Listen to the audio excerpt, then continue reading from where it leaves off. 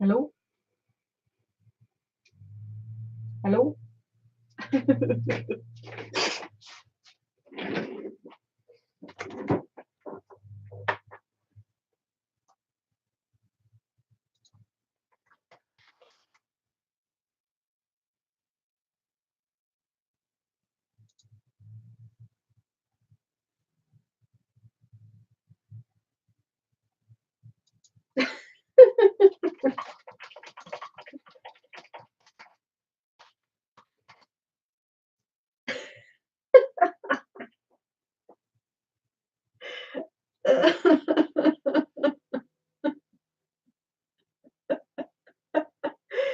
Oh my.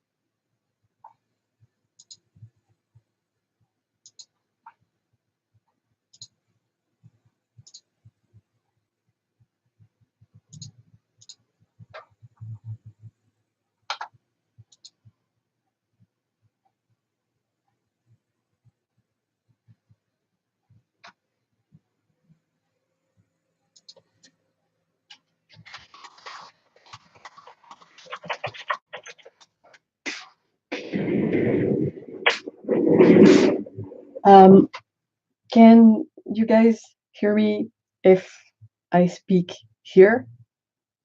That would be the camera microphone picking up the audio.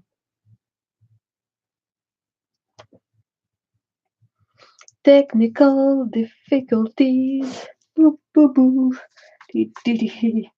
Not what I signed up for.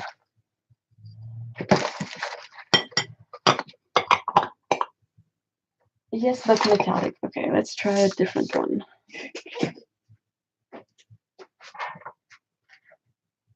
Is this any better?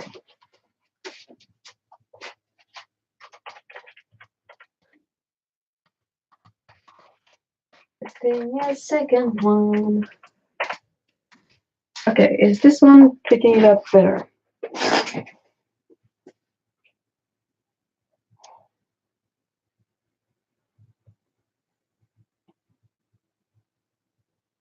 Boop, boop, boop. At least the camera appears to no longer be flickering, so that's a win, I guess.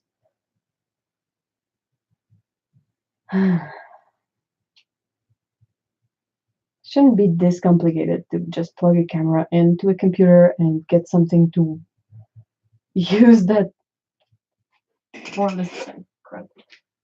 Okay.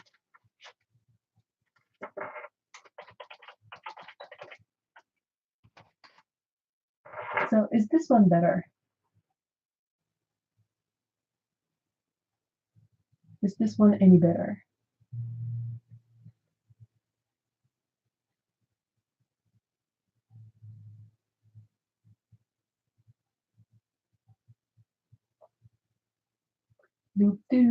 Why do I have 3 microphones plugged in? Would be the question, I guess.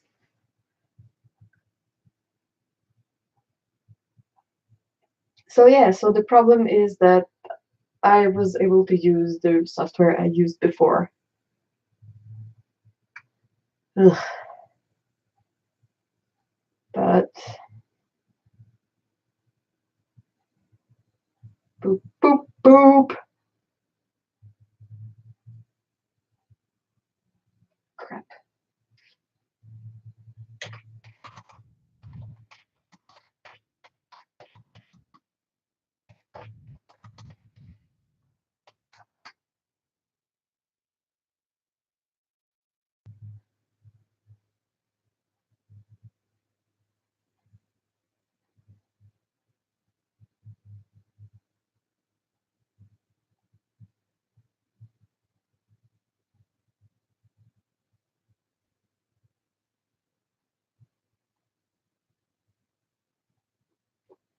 Oh.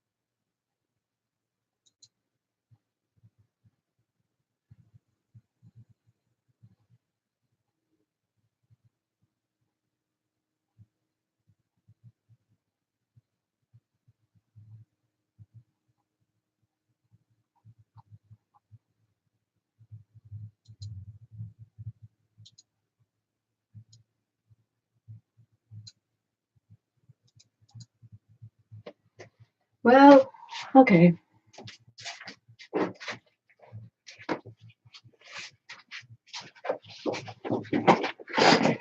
I guess this will sort of have to do for now. Sorry.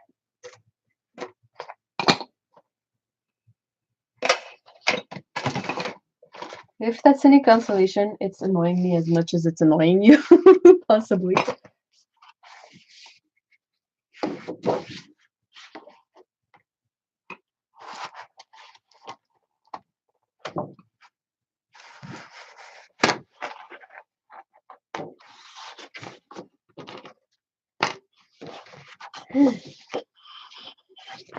That does sound better now suddenly. Perhaps because I'm talking louder and near the camera, maybe.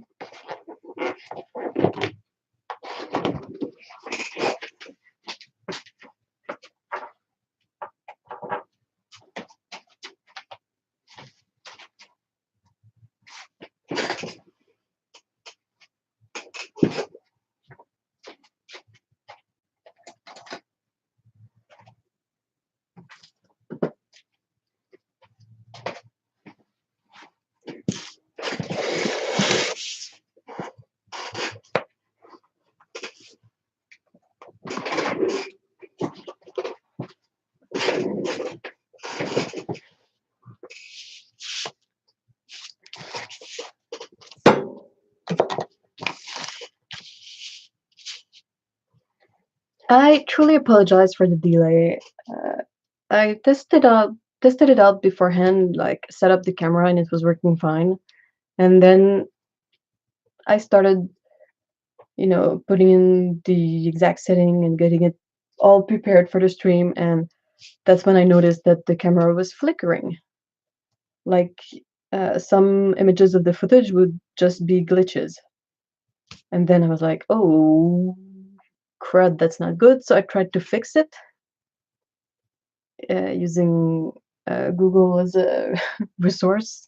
Like I searched online how to fix it, and it didn't work. So I am just streaming via the Stream Now option on YouTube. So I hope that's still decent. At least the image should be better now because this is a brand new camera that is also a great big pain in the ass.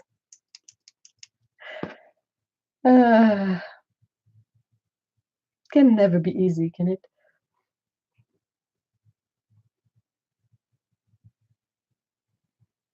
The mic is picking up any noise you make on the table. Yeah, it's not I use to pick a lapel mic. Like that would be perhaps pick up my voice better. But this microphone is on the camera and it's the same distance from the table as it is from me. Oh, thank you so much, Tsukabu. So Tsukabu is saying that they sent me a little card. I will make sure to check out the P.O. box for that. Let me grab my phone just a second.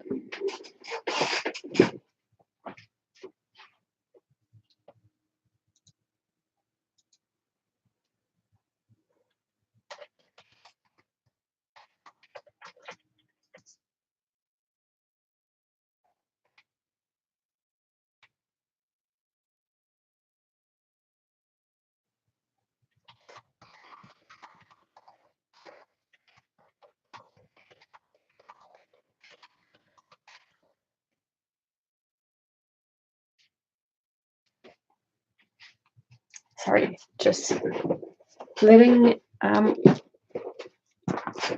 people know that the other live is a no-go. Okay, so I wasn't quite sure what to draw today, and I asked, this is usually how it goes.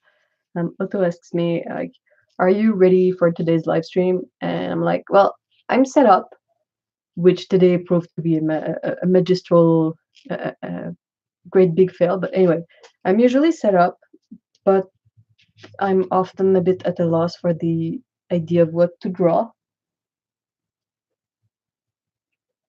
So again, Otto helped me out and suggested that I draw like a Christmas dinner with cats because everything is better with cats. Okay.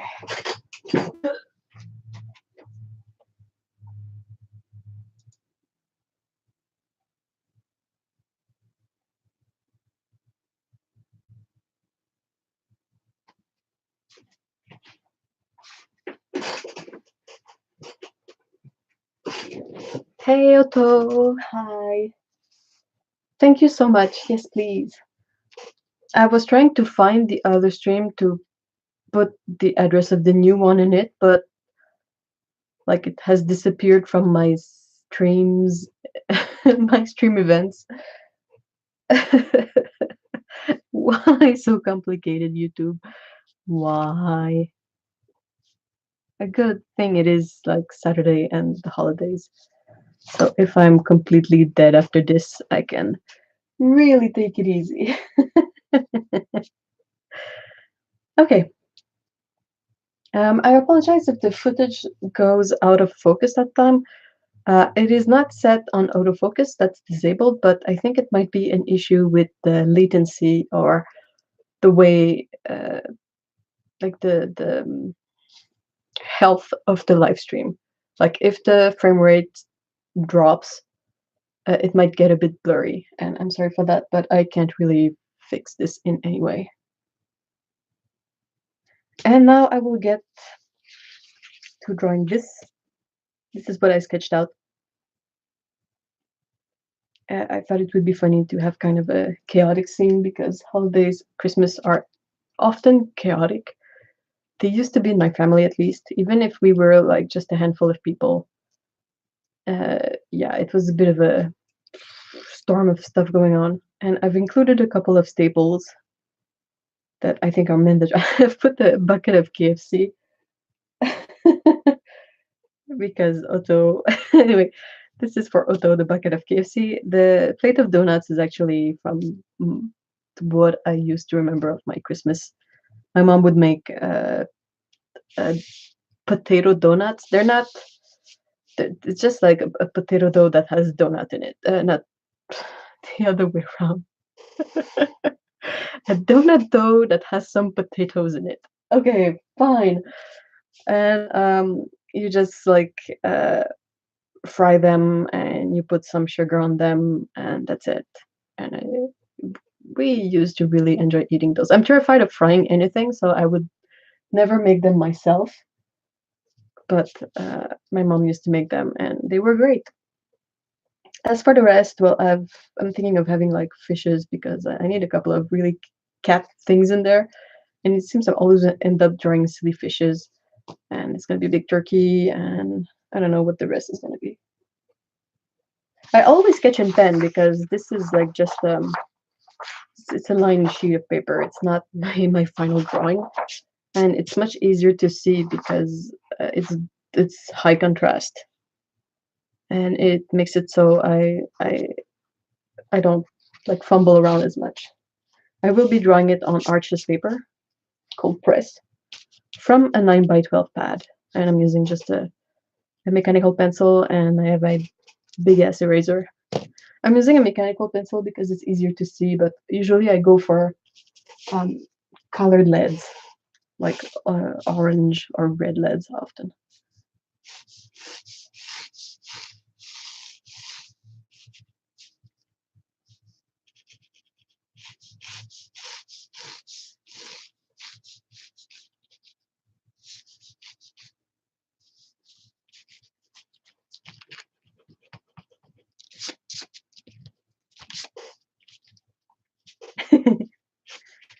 The KFC bucket. I was telling Mr. E about the KFC bucket, and at first he was like, "Whoa, really?" And I'm like, "Yeah, it's a thing. It's a thing. You can check it out online. It's really like an ad campaign that worked way too well."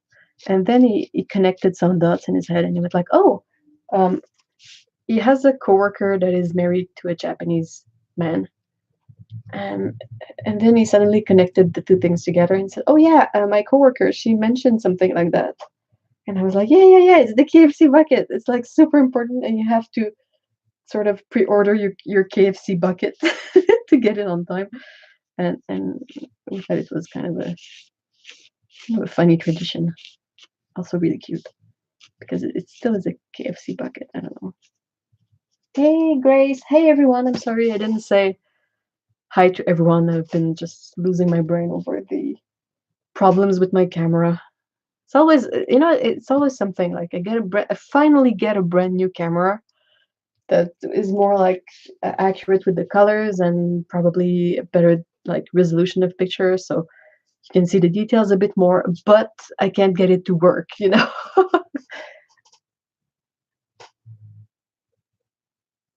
Uh, so hi everyone. I see that Tsukabu, AB, Lee, Otto, and Grace are here.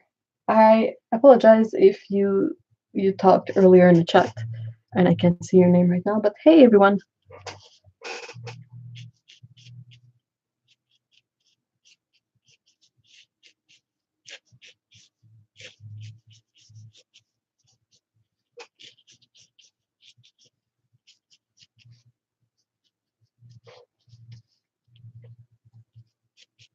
I don't think I've ever eaten KFC.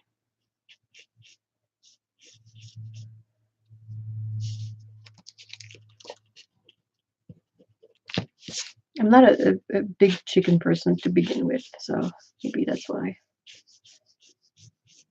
Else maybe like chicken is not my go-to meat if I'm ever to eat meat. It's rubbish. New cameras are like new art supplies. They always need breaking in. Yeah, or breaking up. Toss it on the wall. I would not. I am not that kind of angry person, but it's really tempting at times. Here, I'm gonna use this lovely, useless um, setup guide as a smudge guard. What's KFC? It's a Kentucky Fried Chicken. It's a fried chicken. It's a chain of restaurants that offer mainly fried chicken.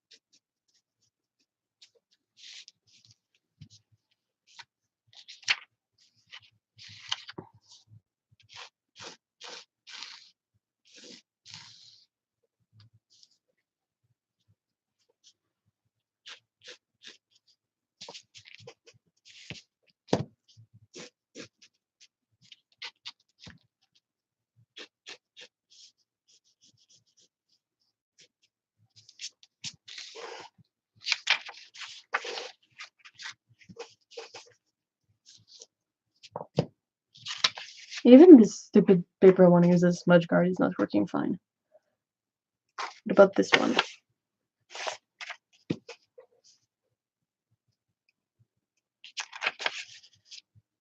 So, is everybody on holiday yet?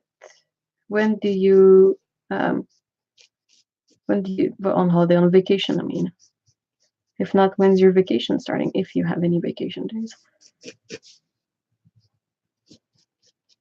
I remember there's a place I worked at that I worked half the 24th. Like I fell on vacation at noon on the 24th. Hey, Ethereal Ode. Hi, Linksy Links. Linksy, sorry.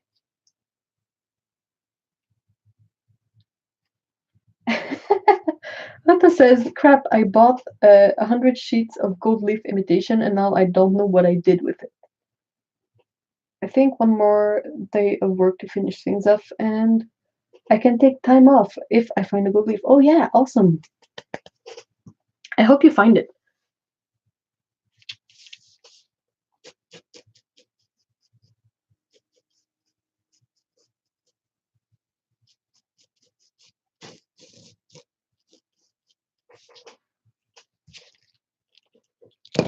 I'm a bit frazzled, so hopefully I'll be able to make this drawing work anyway. But I found it. It was right next to the table. That's often where stuff is, you know. You look for something, and it's usually just like there. Anyway, at least in my case.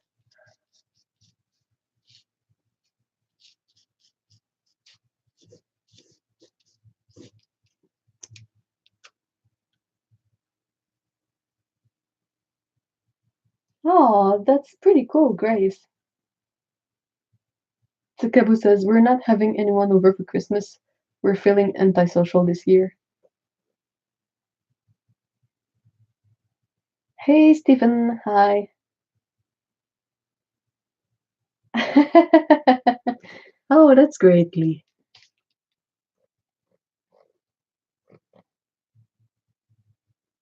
Hey, Lana. Hi. Hi, everyone.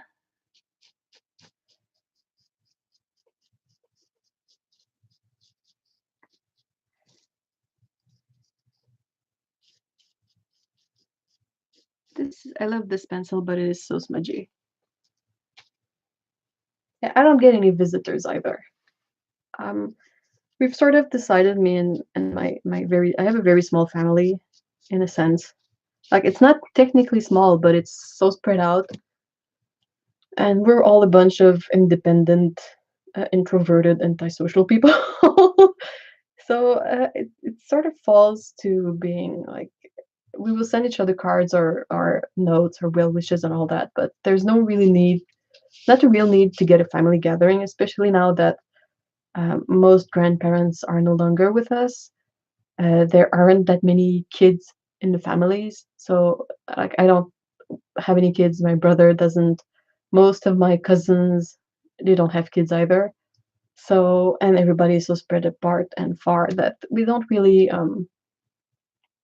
make an effort to get together. We used to do it when my grandparents were still with us because we would like all the kids and the grandkids would go to the grandparents' place and that would be Christmas, you know. But now it's just like ugh. And yeah, and so what I do is that instead of going through the hassle of dealing with this stuff in the winter when everybody else is sort of running around to make holiday deadlines, we have our gathering in the summer, which is really really easier to manage. I also appreciate quiet time in the winter and not having to go out because it's cold or icy or name it. It was raining yesterday, so and it was snowing this morning. So I'm betting on ice everywhere with a nice slippery layer of snow on top. And the anti-social club. Yes. Aww. Otto says, we never do guests for Christmas. We promised quiet Christmas to each other for the rest of our lives. I approve of this. Yeah, I have a brother. That shows you how close we are. We don't really it's this thing like not much happens. Like if there was something worth like something more important or something more serious, I would, contact family and let them know, but we mostly do our thing. We work, we take care of our stuff. It's pretty mundane and nothing super big happens. So most of the time we don't really I think I speak to my brother like once or twice a year just because we don't really have anything to say. That's just the way that's just the way it is. My brother is 6 years younger than me, which was kind of weird because being a bunch of independent, introverted antisocials, we sort of never really connected much. Someone who was always mostly fine on my own. It's just like, oh, well, okay. I will continue being fine on my own. That's just the way I am.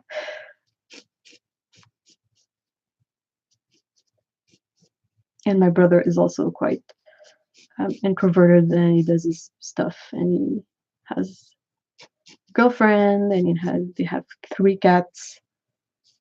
So yeah, it's just meh.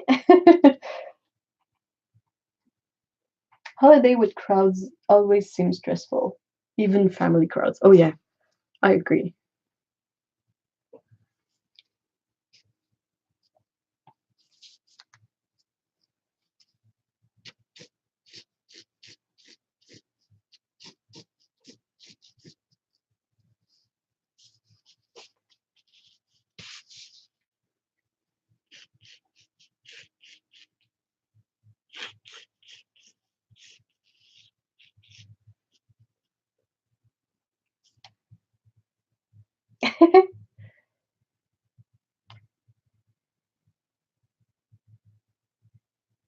Yikes! Yeah, so that doesn't sound um, super convenient. It used to be really like it's fun as a kid because as a kid you're relatively you know it's relatively easy and free because all you do is you finish school, then you have days off where you can do whatever you want, basically because you're a kid, and then like family comes over, which is fun as a kid mostly, and then you get gifts. I mean, from a kid's point of view, that's pretty awesome. But as soon as you cross into adulthood and having a job, then you realize that you usually don't have time off until like Christmas Day. I know that it depends. Like Mr. E has a bit more options in terms of days off, but the kind of jobs I had, I would have to tell them like I am taking these days off. I don't care if it's like on my own dime. I mean, when I used to go visit my family, they are um, a 3 hours drive away, and I don't have a car, so I have to take the bus to get there, and I need to get to the bus and prepare my stuff. So I would be like, no, I can't work on the 24. I have to be at my parents on the 24. So I would like have to take time off, and you just finish working, and you're tired, and you take the bus with a bunch of people in the same situation, and inevitably you fall sick, and then you go see family, and everyone is sick, and there's kind of not much to do. Like I don't know what people do when they get into a big family gathering at Christmas. Do they just waffle around for a couple of days? I mean, as kids, you find stuff to do. You go outside, you play, you slide, whatever. But as adults, you play games. I don't know. And like you're not free enough that you can go and say like, hey, I'm gonna go and draw in that room over there in silence and be all alone and it's fine. But that's not, family friendly in itself. So what do? You sit there and you, I don't know, play board games, I guess. Not that board. I kind of like board games. Nothing against board games, but I'm just like, what are you supposed to do?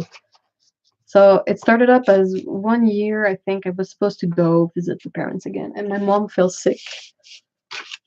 Like she had like a gastro. That's not something you want to. First of all, you don't want to be an extra person for the sick person to like feel like they have to take care of, and also you might not want to be in the company of someone who is sick because that means you might catch it. So that year we went like, you know what? We're just gonna push it to when there's no longer any snow, and it sort of has become the thing. I usually visit in the summer, and it's like we can walk around because the weather is much more walking friendly. You don't risk getting stuck in a storm, even if it's a once there was a really bad rainstorm. But I mean, you take shelter, and once the storm is gone, there's not like 3 feet of snow on the ground. The water like goes into the sewers, and you're fine. So I don't. Yeah, I'm rambling. I need to catch up on chat.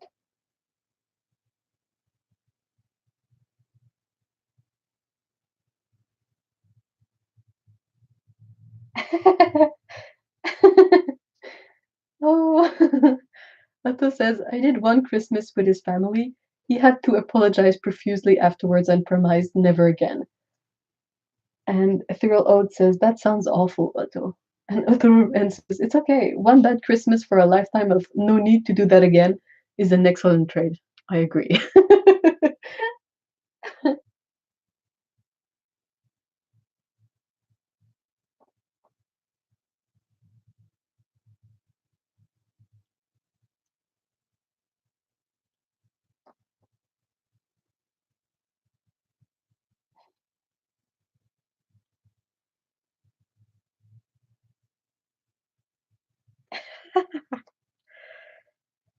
I guess it would be different. Like I never really was in a situation where I could opt out of family gatherings. Usually when I visit family, um, I don't drive, so I don't drive over there. I usually take the bus. So that kind of means we are dependent on other people, possibly driving us everywhere, which is not great. I'm not super happy that we put people in this situation because Mr. E doesn't drive either. We never really had to learn to drive, so yeah, that's why. And the thing is that uh, like if I lived in the same city as my family, I could easily, go spend the evening there and then go back home to my things. And it would possibly be easier to see them more often because I kind of can balance it out better. Like I can balance the I'm with family and like not my things. If you are an introverted person, you will know what I mean when I say not my things. While at the moment when I go over there, I'm always in not my things. So it's weird. It's like you can't really recharge as much. And yeah, if I like, I would clearly see family more if I lived closer to them, like in a way that's not a huge adventure to get over there and all that. Anyway,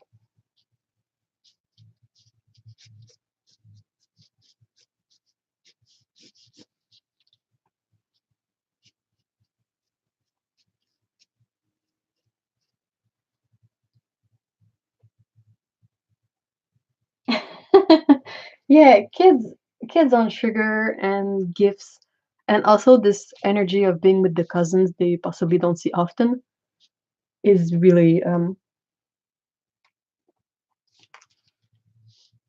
something else.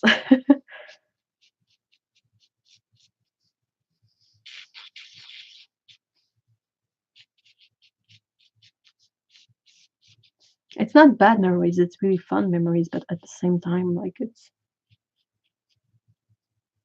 as an adult, I kind of started asking myself, as an adult, when do you get to decide what you do with your Christmas? When does it get to be my thing?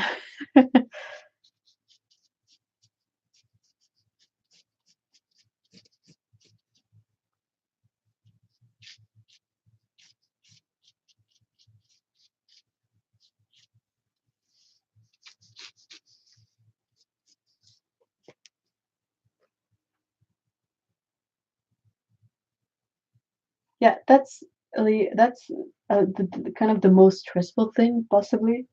Lee says, "Well, I have invited everyone here just to not have to travel and stay over for a night. That's stressful.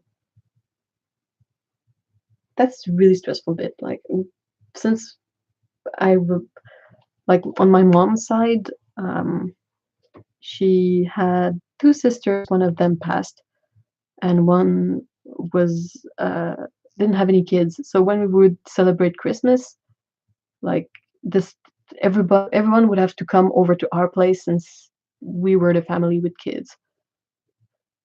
And yeah, it's kind of a big thing. You have to prepare food for a bunch of people, activities.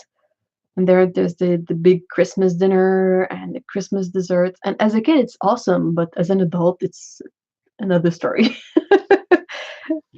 Like, nope, no, thank you.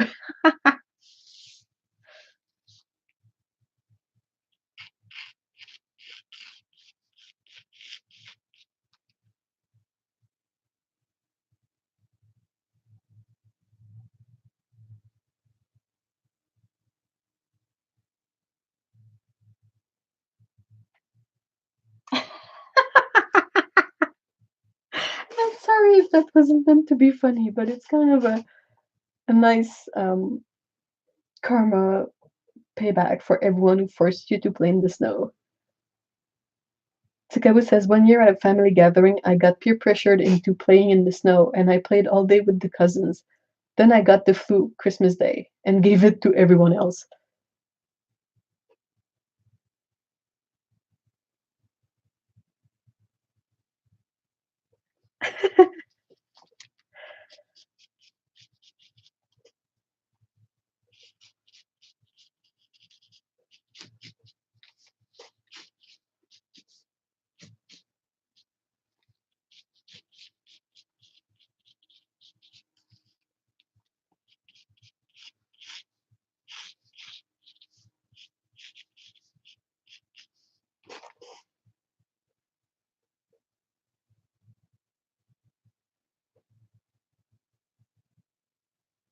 Another great thing I like about working, being my own boss, is that I get to decide what my my work like parties are.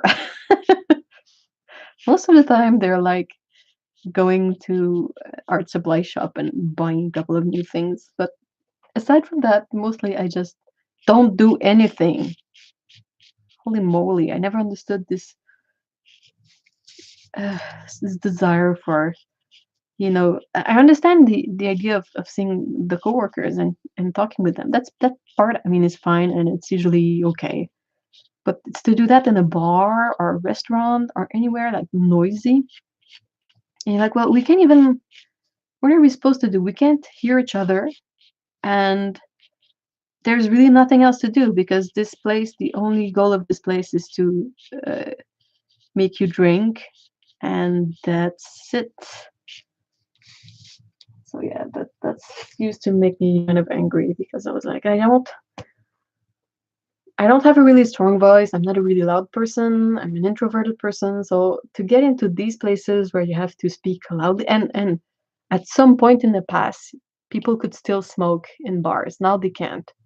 But when people could smoke in bars and they would be noisy and you would be with a bunch of people, it's impossible to talk. And you have to yell over the music, over everyone else talking. And with the smoke in there, I mean, how could anyone get out of there and not feel like they caught a cold anyway?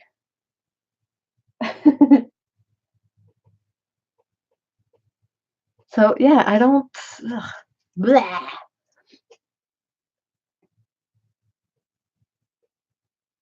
Oh wow, Lee, you're working really hard on this. I hope it turns out awesome. Hey, Lindy, hi. Okay, so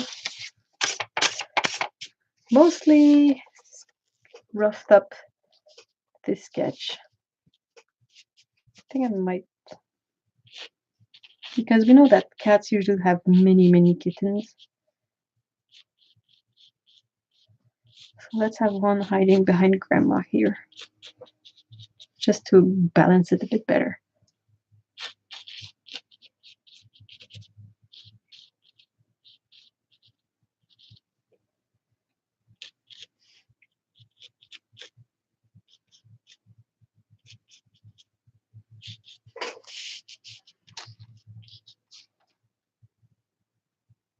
Why is getting roaring drunk with your coworkers a good idea? Not a clue.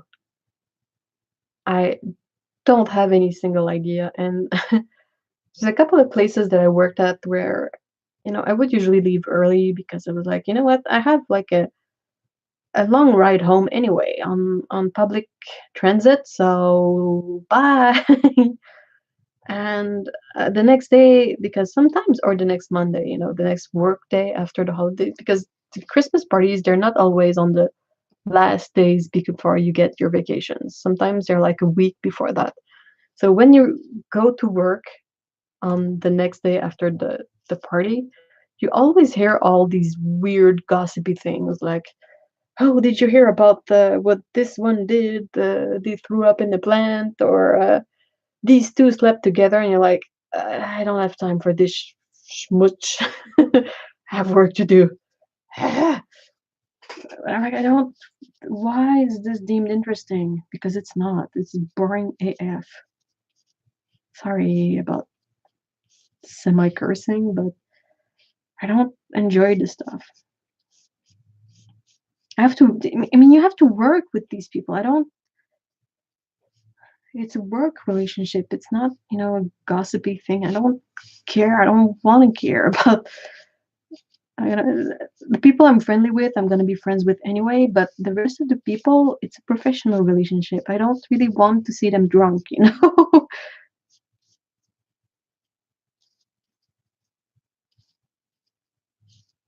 I'm rambling again. I hope you guys are fine with my ramblings. Hey, Mikey, hi. Getting roaring drunk with your coworkers is never a good idea. My mom always taught me you don't poop where you eat. Yeah, that's kind of this. I can see what you mean. That's basically what I was saying. Like, since you work with these people, you don't want to cross a certain boundaries where things get complicated work-wise.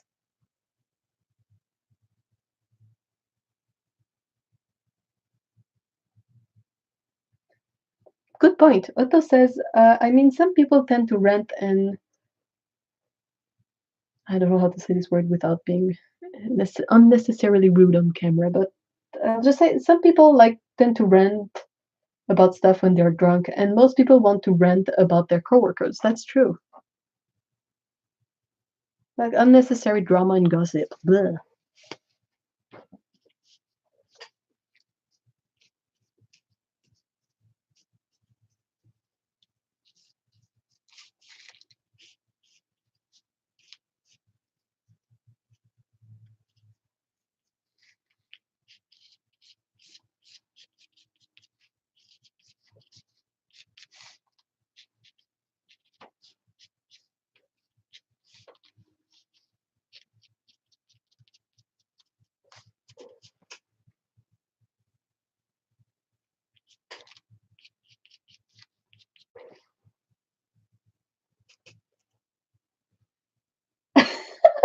Oh no, sorry.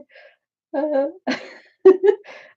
Lena says getting drunk with coworkers is always bad. On the last trip from the company I work on, one lady got so drunk that she puked in the bus. It's not a good thing to do. No, it makes you look like not good in front of your coworkers and your boss, possibly. I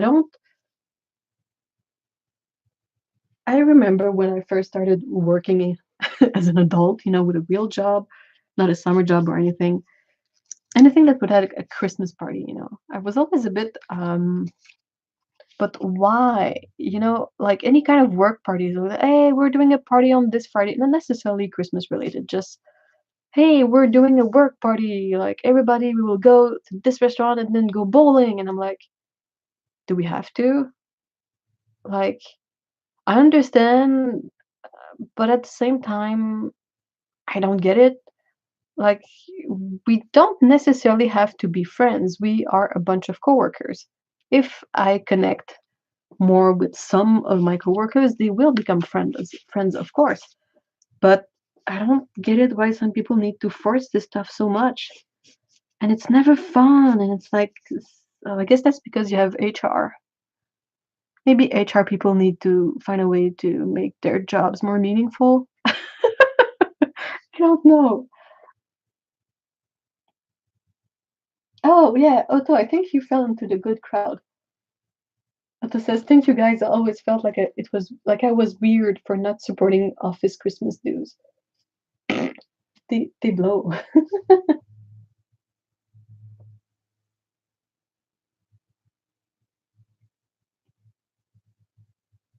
Yeah, you can go to the party, but you don't have to get drunk.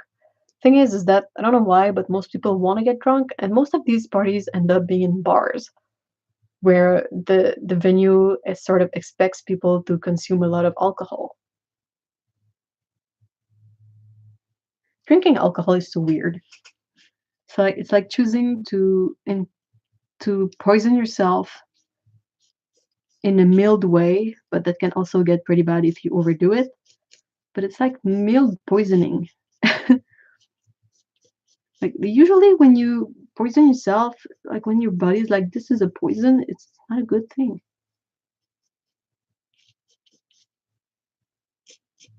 I was trying to do like grandma cats, but then I realized that cats don't really get like wrinkles or anything that we associate with older people.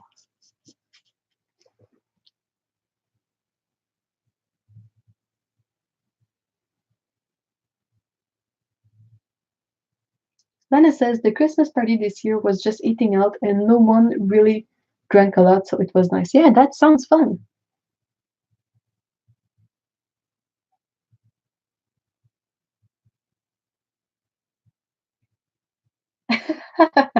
Yeah, I kind of have some unaddressed beef with human resources people.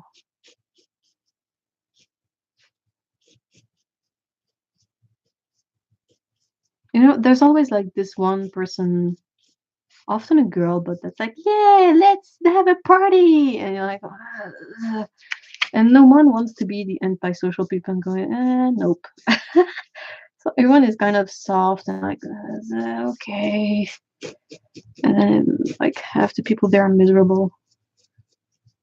I would be like more fine with it if there was no stigma to just not going. But like if you don't go, there's kind of a really big stigma, like, oh, you're not like you're not what's what I'm looking for. You don't take part in the company's social activities. Uh,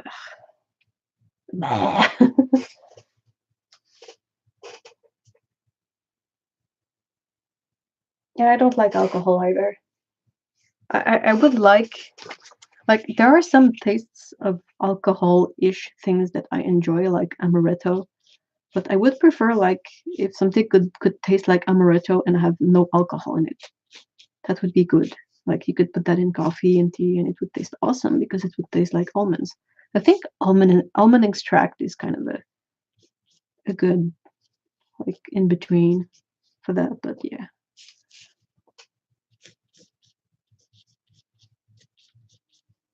My family they really enjoy wine, but I never took to the stuff. I think it tastes awful.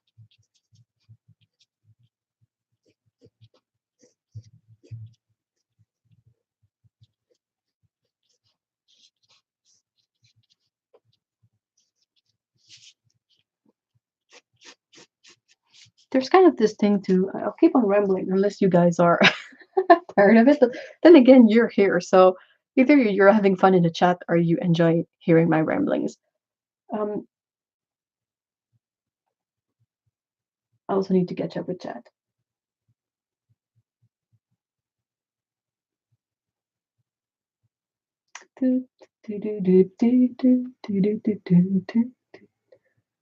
Yeah, I have like on my mom's side, they are French, like from France, and on my dad's side, they are 100% French Canadian. So um, it's either a history of having a casual beer or having a casual glass of wine. And I got nothing against that. Like one glass of wine, if that's something that someone does often and they enjoy the taste, it doesn't really affect them anymore because they're kind of used to it. What I really don't appreciate is drinking too much or drinking when you know you're taking medication that is going to create a momentous, dramatic mess. That's a big no-no. But aside from that, I don't really mind it. If you like it, drink it. But if you don't like it, you shouldn't be pressured into drinking it. And it should be sufficient to say, I don't like it, for people to just leave you alone. which never seemed to be the case. You know, people are like, "Oh, you don't like it? Are you sure? Have you tried this one?" I'm like, it tastes like gross. Okay, gross. Enjoy one, have one, drink one for me, fine, but leave me alone. I think I was going somewhere with my rant, but I sort of interrupted myself and went somewhere else. It's okay. I would show you the kittens, but they are sleeping. I kind of don't want to wake them up because then they are pains in the ass. But they're pretty cute, sleeping in the bedroom.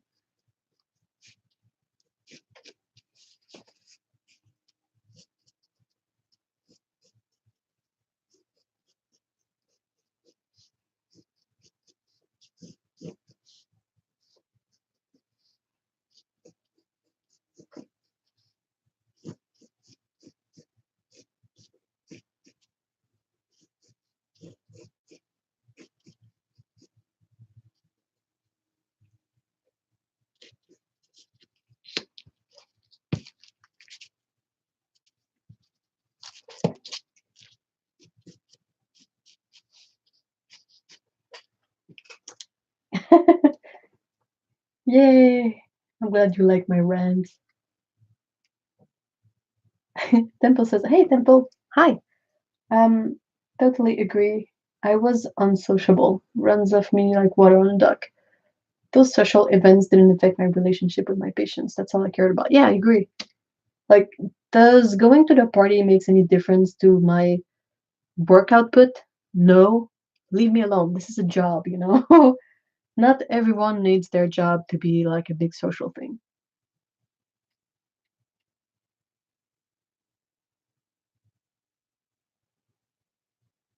I think eggnog without alcohol sounds pretty awesome. I've never had it though, but like I'm never quite sure what is the deal. Like a vegan one would probably be fine because I guess that's just some sweetened milk with spices in it. But the thing with the alcohol and the raw egg, not so sure.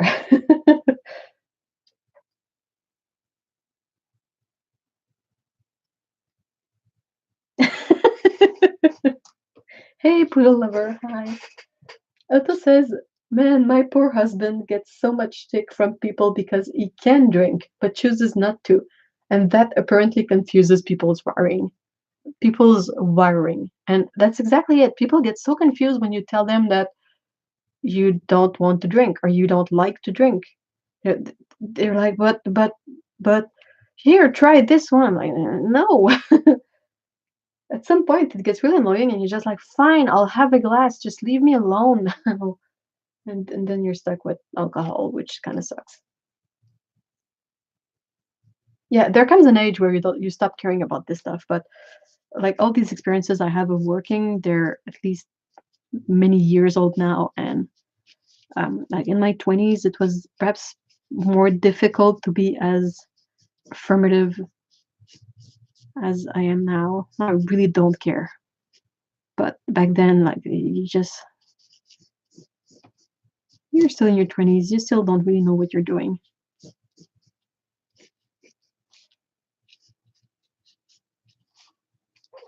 I need a smaller eraser.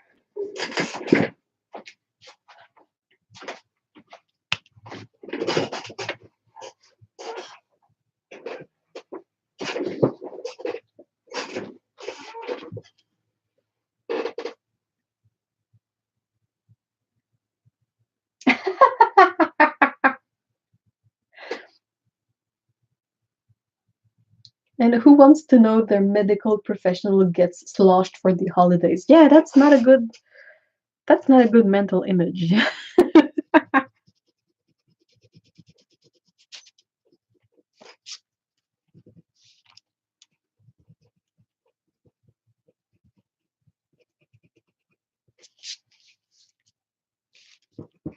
I'm also a bit against the culture of getting so incredibly stuffed with food that you feel disgusting afterwards. Like I understand it might have some historical like ramification about like you are um like more miserly all year long, and Christmas is the one time where you go a bit overboard, but I don't like it. I mean, and it sort of makes it okay to feel this gross, which is what I'm struggling with because I'm having a hard time reconciling in my head the fact that uh, like eating so much food is not a good thing because you are so brought to believe that if you can't move after a meal, that's sort of a good thing.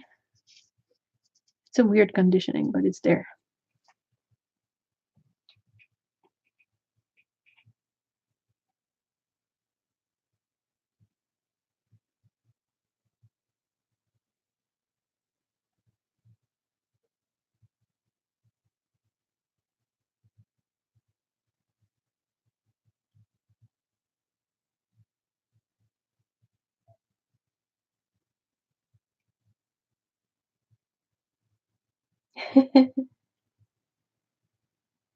uh, Poodle Lover says, I make the safe version of eggnog, which is really just a thin custard that is spiced with cinnamon, nutmeg, and etc.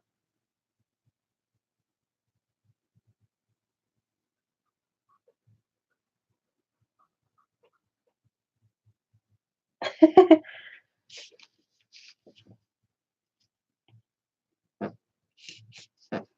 feel like one now.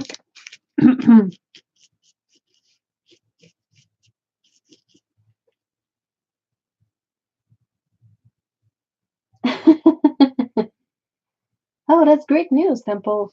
I'm glad that your brain is better today and that your soup was great. Hey, Jacqueline. Hi. I remember like the last few times I would go to my family for the holidays. It would often be at my mom's mostly. And we were, how many of us? Two, four, six people, six persons. Anyway, six of us. And my mom would make food for like 12 people.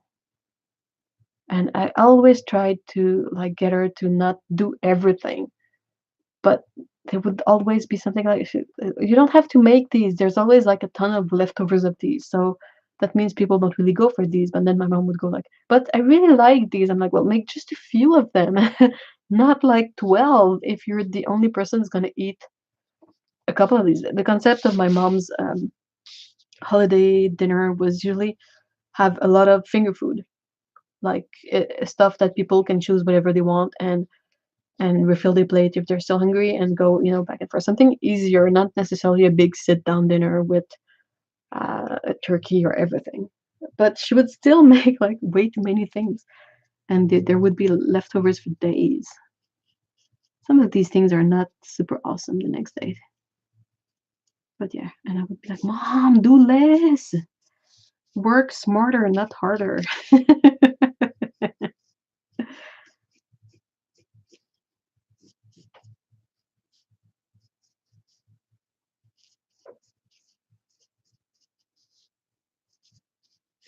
Or like make more of those that people love a lot.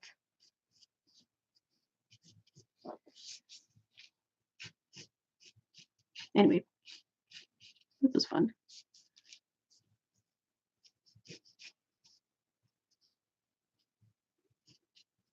I could eat like only sweets, like a Yule log and donuts would be my ideal Christmas dinner.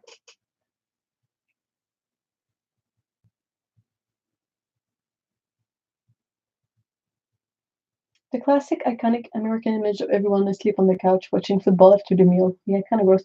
You forgot to mention the part where everyone has their pants button unbuttoned because they ate so much that the pants are too tight. Too tight now. Not not great.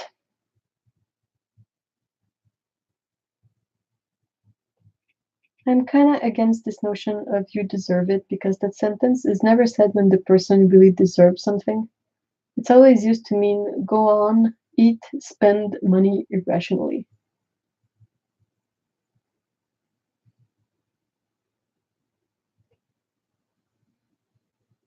Yeah, it's a weird one, right? You deserve it. It's used in advertising a lot.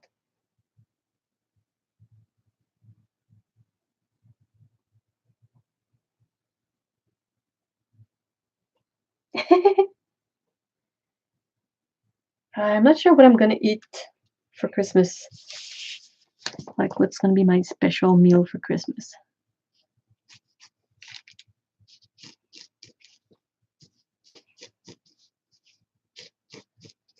Is that I'm a fairly decent cook, but I don't enjoy cooking. I learned because I had to cook myself food, but along the way I realized that there's something that bothers me about spending 2 hours preparing a meal to eat it in 15 minutes.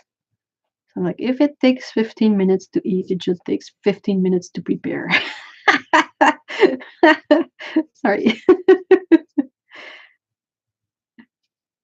I know, but still. The only exception to that are when occasionally when Mr. E is here and he can help me prepare vegan lasagna. That's usually okay because we can get a bit more out of the lasagna. Like it's more than one portion, so you spend perhaps an hour making it, but you have 3 meals. So that's a better ratio of time spent preparing something and time spent eating it. And sushi, like maki rolls, maki rolls, the rolled up sushi. That's something that I don't really mind doing, even if it's a bit more time consuming and makes a lot of dishes to clean after. I used to hate it, but then I used to hate it, but then I was like, why do you hate this? And I realized that's because I didn't know how to do them properly. So I watched like hours of sushi making videos, and now I feel like I'm skilled enough that it's okay. I can make a sushi roll and it's gonna look decent and it's gonna taste okay. So that's a better balance of stuff.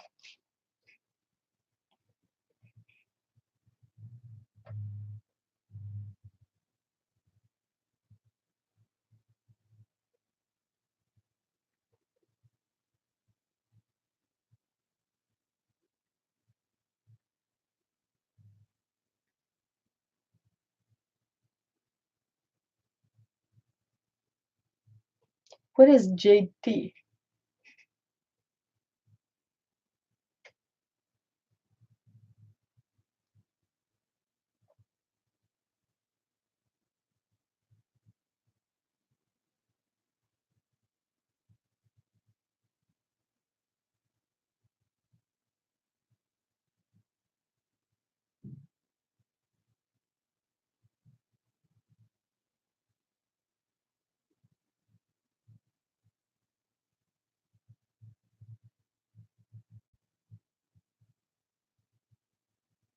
I'm catching up on chat, sorry.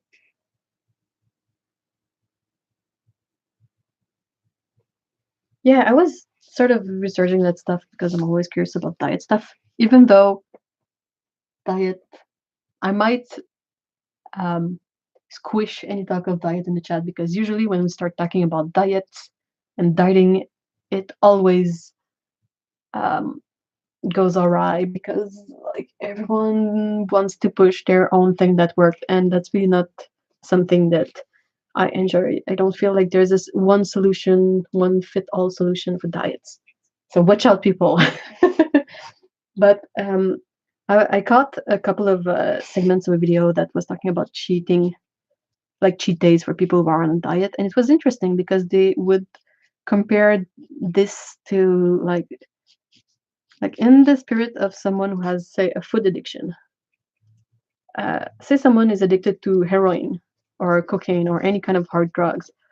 You don't give them a cheat day. They don't.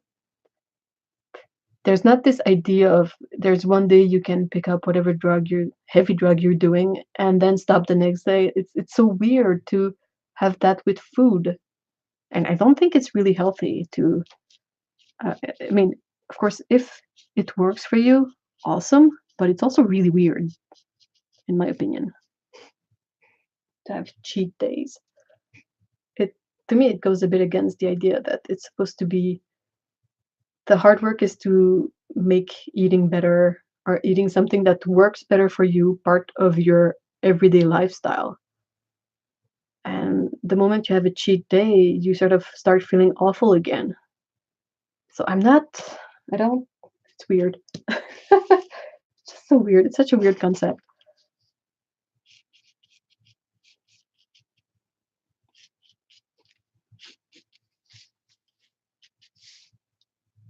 All right, I think this is mostly sketched out. I don't know if you guys can see the whole thing.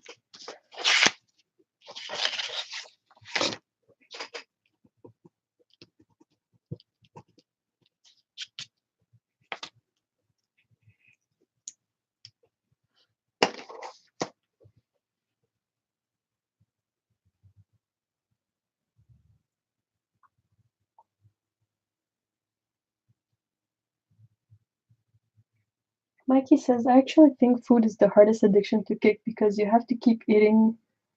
You don't have to keep drinking or drugging or gambling or compulsive spending. Yeah. Well, spending is kind of difficult too because you still kind of have to, like, it's not as bad as food, I think, but you still need to, like, buy things. And um, say someone is a compulsive spender on clothes, well, at some point they might need to buy new clothes because their old clothes are like completely worn out. So I think that's kind of difficult. Anything that there's an actual need for, like gambling is never a need, drinking alcohol is never a need, and drugs are absolutely never a need unless they are pain medication. So it's kind of complex in that sense. Like if it's something that you might have like a natural run-in with, it's problematic.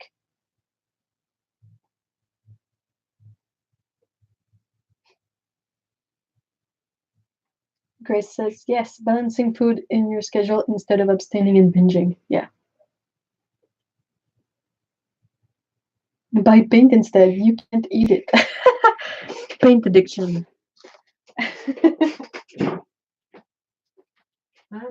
Where is my brush? There it is.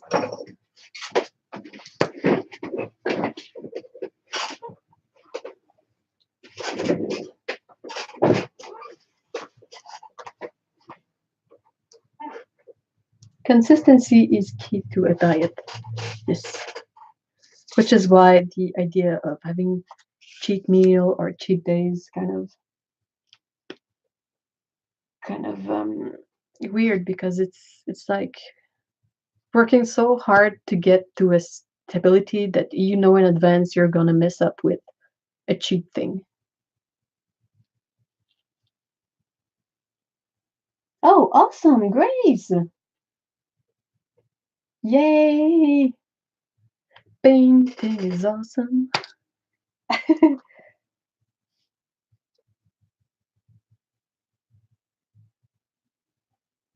Yeah, that's true. Otto was saying that going cold turkey, cutting things out completely from your life is so much easier than establishing a healthy relationship with something.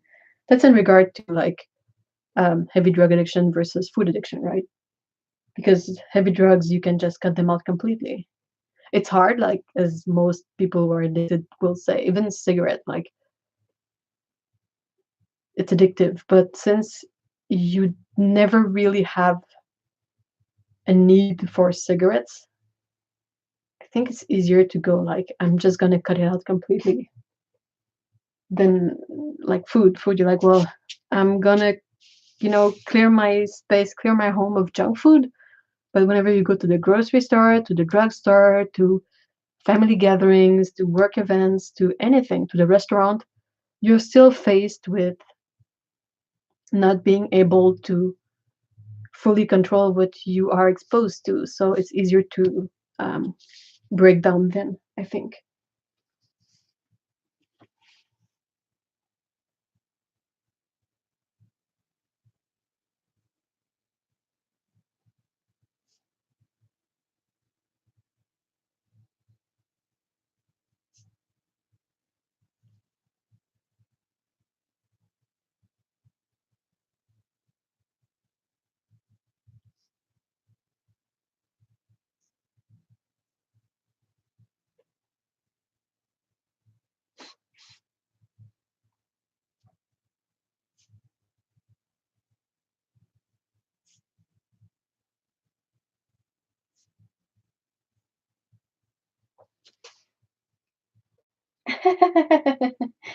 Yes. Sakabu says, 1 year for Valentine's Day, my dad got me art supplies instead of candy. I was just as happy. I think I would be more happy. And the thing is, if you get someone like half pants, they look like candies, like they're all wrapped up and colorful and nice. So why not? So Valentine's Day is quite another rant on its own.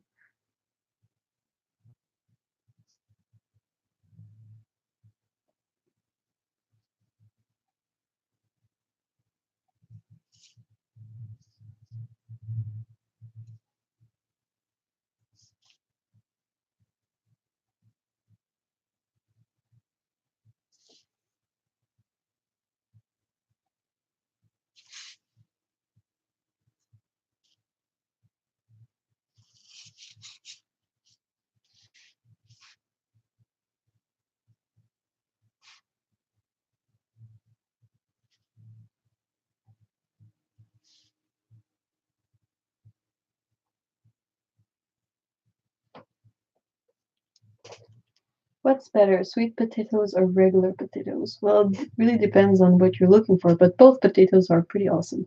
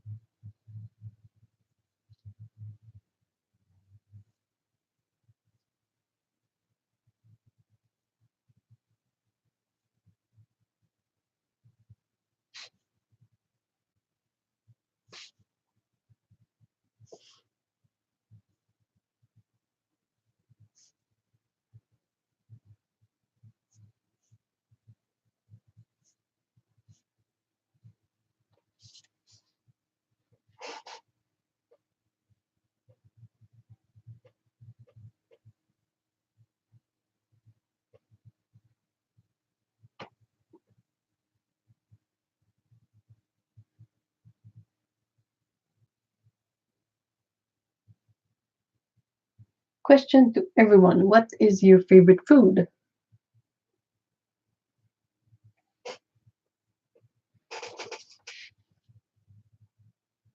That's a tough one to answer, isn't it? Favorite food?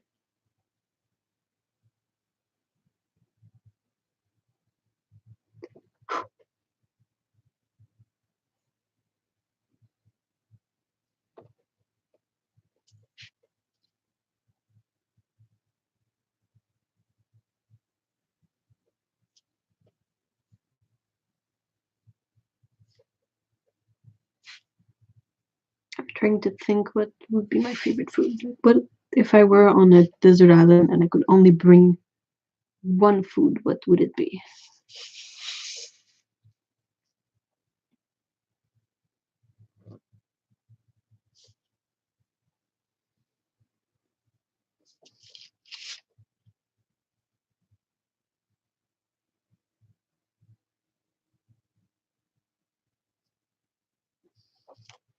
Hmm. Lee says eggs and veggies. Mikey says New York or New Jersey pizza specifically. Temple says I had too many things in my life that I hadn't had before, so that changes. Right now, I'm in love with lentils.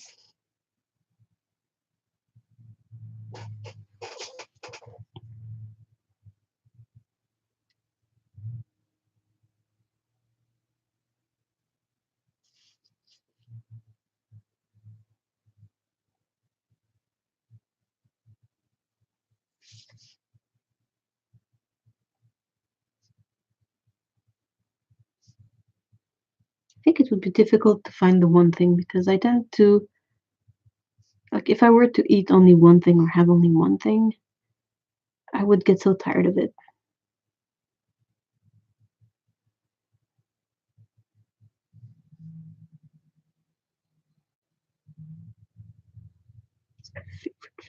I don't know. Chocolate chip cookies are so good. They are. Pasta with pesto. pasta with pesto. Basil.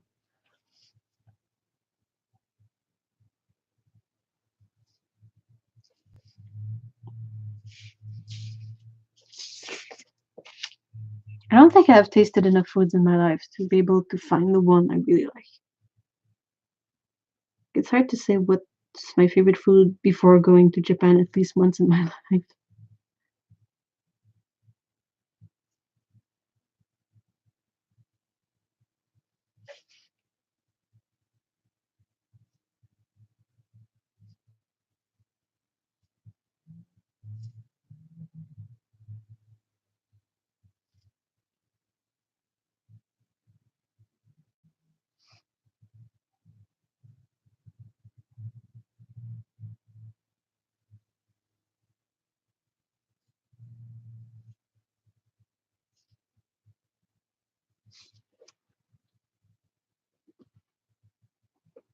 Rice and lentils.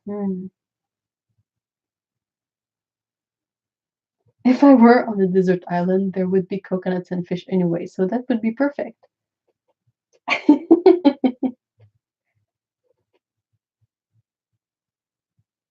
I really want to try Japanese sweet potatoes once. They're so different from the like bright orange sweet potatoes we have here.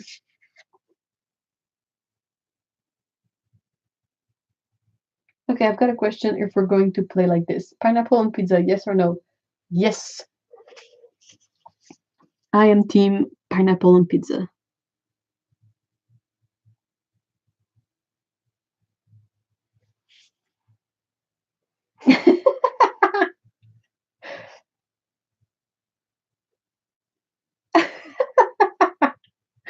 Toto says, oh my god, Japanese sweet potatoes, they are so good. They look amazing. Like the Okinawan ones.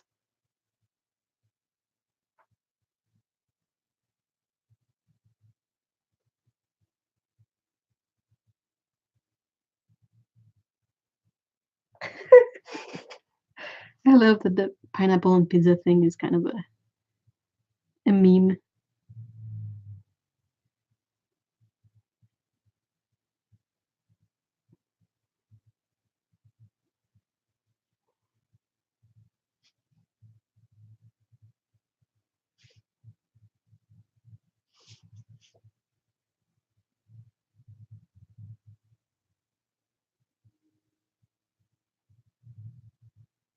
These are supposed to be shrimps, but they look like cookies instead. Oops.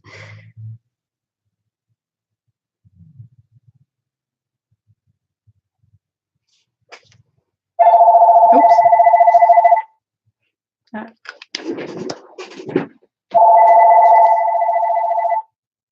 Hello? Hey, salut.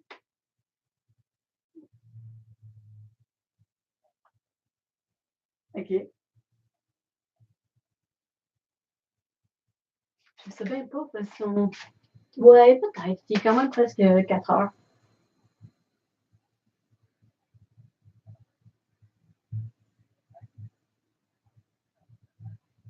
Oui, oui, puis je vais lui dire que c'est mon pote. Ok. Oui, à plus. Bisous, bye.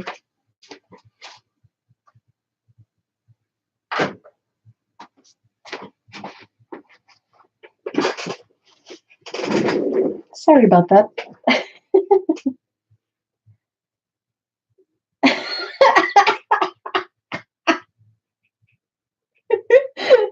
Says, like, I don't know what we do to sweet potatoes outside of Japan that makes it so bad in comparison.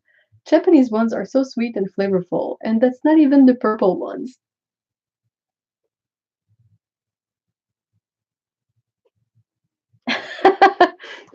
Yeah, French Canadian is not super glamorous, guys. It's more like the lumberjack version of everything. I was talking to my dad.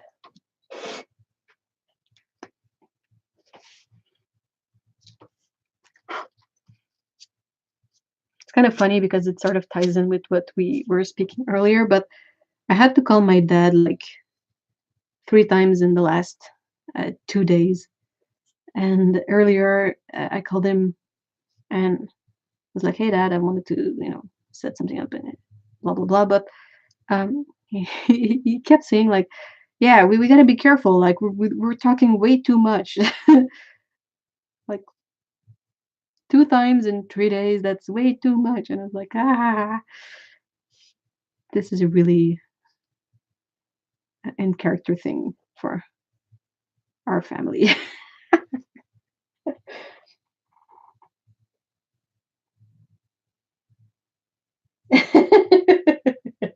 That's not what I was saying at all.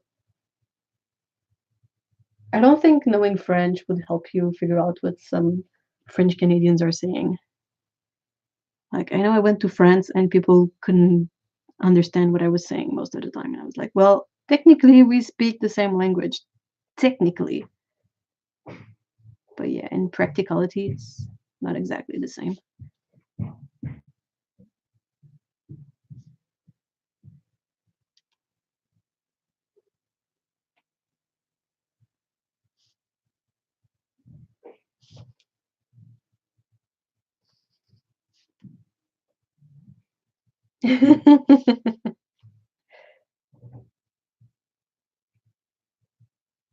What?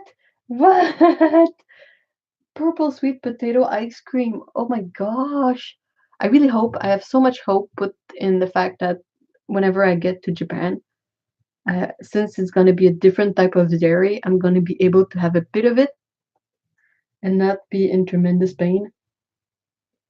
Like it happened to me when I was in Switzerland, so I'm really hoping that um, Japan will be the same because there are so many things that I really want to try. Like I don't want to like have all the dairy in the world, but I want to try things like that ice cream. Dr. Otokano and If Bolt's adventure to find the purple sweet potato. I don't think that's super hard to find in Japan. And in any place that have perhaps better weather and a more like Japanese people living, like I think that in Vancouver or in San Francisco, you can find all this stuff.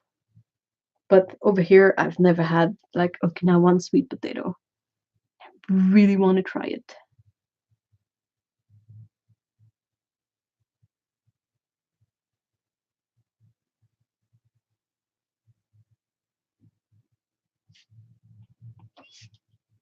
I entertain the notion that my favorite food is probably Japanese in some way. But since I haven't eaten a lot of Japanese food in my life, it's kind of hard to say. But they have like many factors that are good indicators. Like there aren't that many meat, and there is a lot of seafood and fish, a lot of veggies, um, rice, and not a lot of dairy.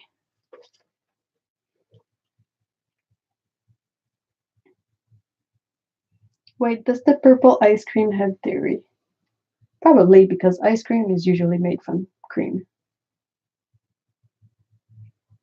Purple sweet potatoes are harder to find than normal sweet potatoes in Japan. The normal ones, like, are the purple ones with purple flesh in them? Because I've seen some that have like a reddish purple skin and yellow flesh.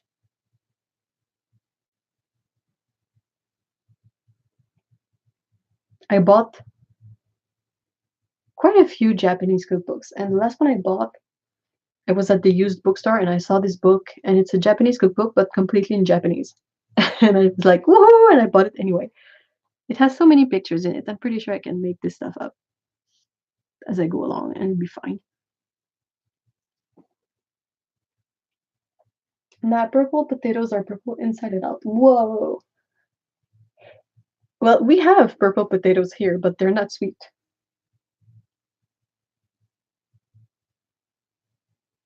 That sounds like Mediterranean food as well. Rice, veggies, and seafood and fish. I think there's a lot more beans, perhaps. In though there are beans like tofu is made from beans and soybeans and edamame.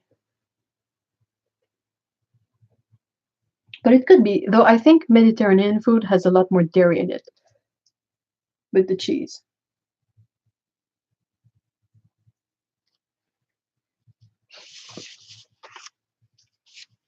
It's only 4 p.m. and we're talking about food so much.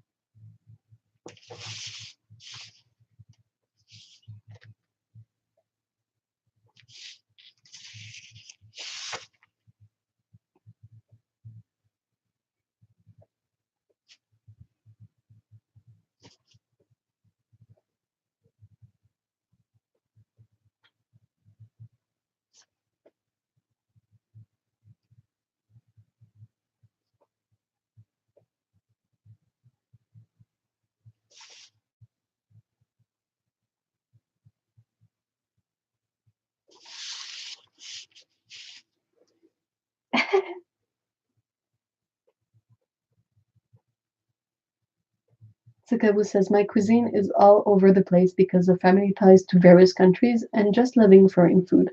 Yeah. Eat! Yikes! Mikey, that's so stressful. Mikey says, so guys, last night I got a little manic and I bid on eBay on 3 lots of paint, totaling about $1,000 that I don't have. I just got outbid on the last lot, thank God. Yeah, that's scary.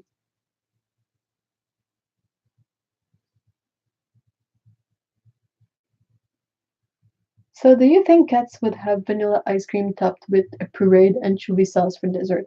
Well, dairy is actually really bad for cats. They love it. I mean, they love this stuff, but it's not good for them. So I don't know. They would probably go for it. I'm not sure about the vanilla part, but the fact that it's cream, definitely. And anchovy is also good, but they would probably be ill after. I don't know. Oh, I don't think I told you guys, but the other morning something really funny happened. Mr. E made his, I think it was his lunch. It was a peanut butter sandwich because vacations, okay? And he prepared it, and Mr. E is a bit of an airhead, and he left the jar of peanut butter on the counter. But I mean, it's fine. We're there. We're gonna close it after.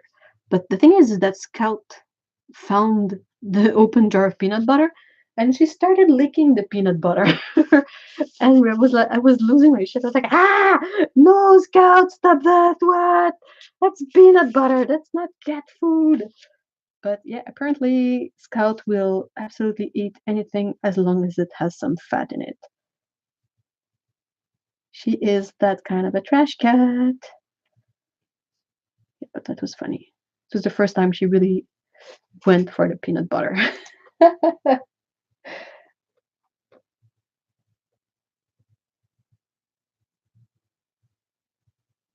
Yeah, I think pureed and frozen anchovy, like an anchovy smoothie, would be better.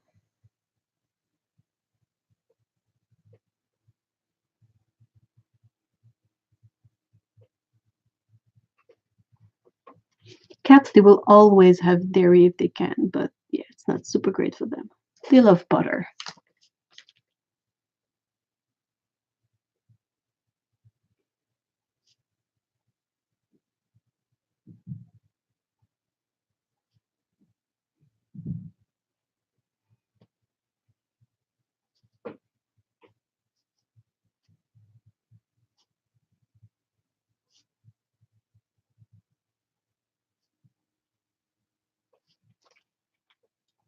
Oh, bye, poodle lover. Are you the one leaving? Oh no, Lana is leaving. Bye, Lana. Have a very happy Christmas and New Year and holidays. And I hope you have a great time. Thank you for being there. Have you heard of a passion? Yeah, I know what a passion fruit is. Anchovy is like tiny fish that are often sold canned in oil. It's like a really small fish that you basically eat the what's the word I'm looking for? You know, the bones. It's so tiny that you're supposed to eat the bones, like a bit like a sardine.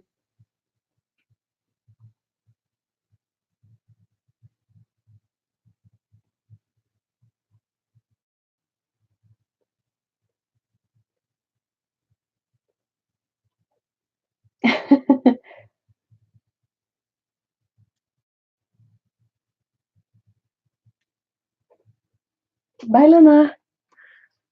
I'm sorry, I caused the confusion with um, who's leaving by not going back enough in the chat.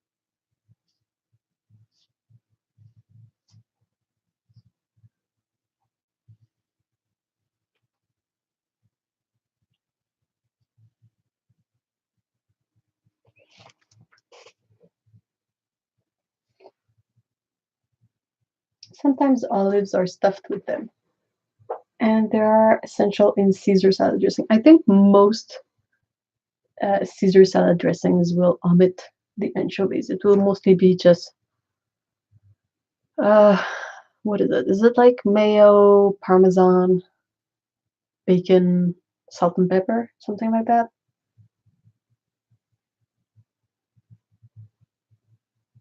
Oh, the uh, ILNP nail polishes are pretty awesome. I have a bunch of those, but I haven't painted my nails in forever.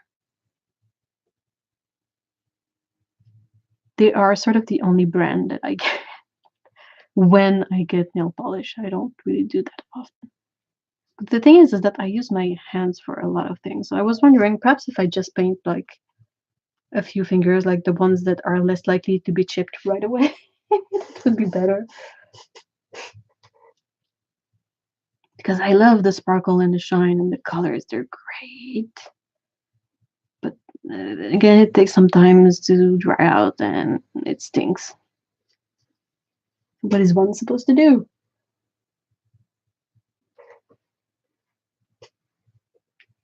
This pen is a very old Pentel brush pen. Whoop.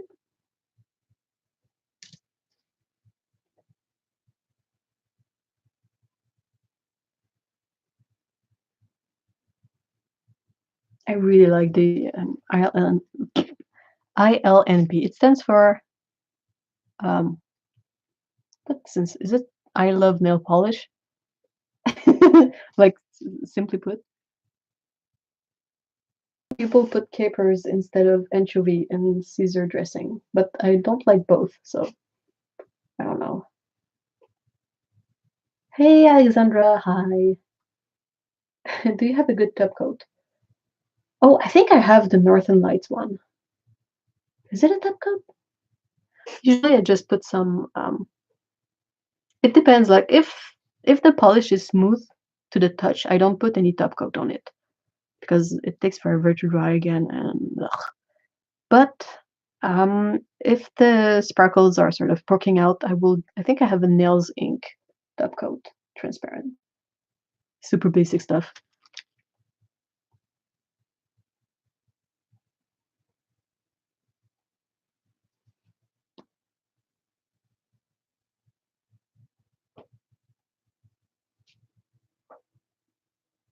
But that's the thing is that index and thumb they get chipped right away. And it's kind of annoying because it kind of looks like butt. But I feel like if I intentionally only paint a few nails, I might be more at peace with the idea. I don't know. I don't know.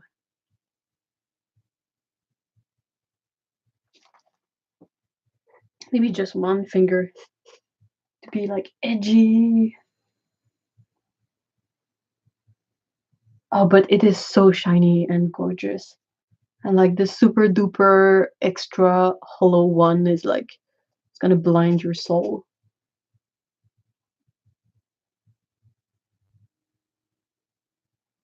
Yeah, but the thing is that the top coat needs to dry, and the ILNP polishes, they're not super fast drying, and you sort of have to put more than one coat or they look patchy a bit. So that takes more time as well.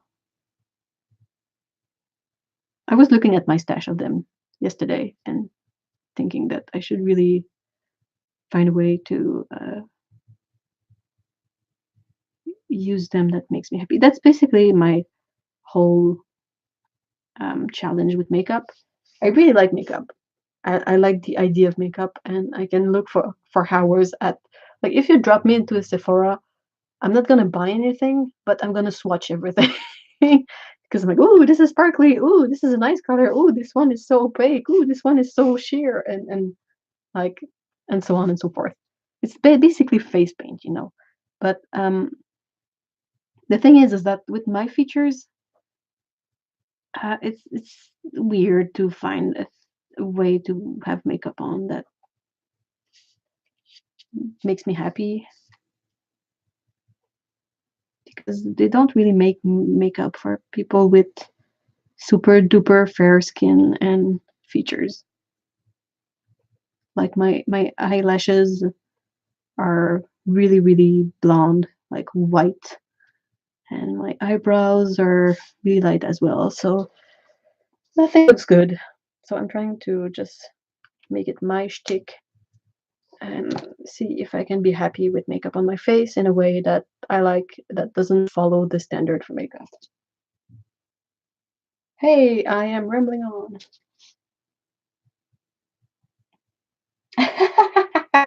Do it.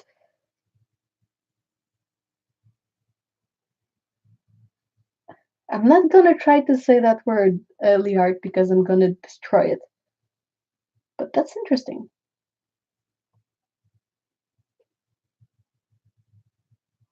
A nail dryer. Yeah, that's gonna help. Maybe I should keep a mental note. I've never seen those in the store though. I've only seen the gel drying ones. They're not the same. Oh my god, Eve, did you see CBC's marketplace video on how clean those?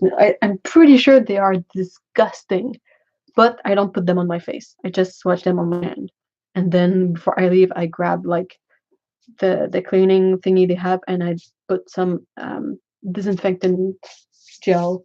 You know, the alcohol thingy for the hand sanitizer. That's the word. No, I know these things are nasty.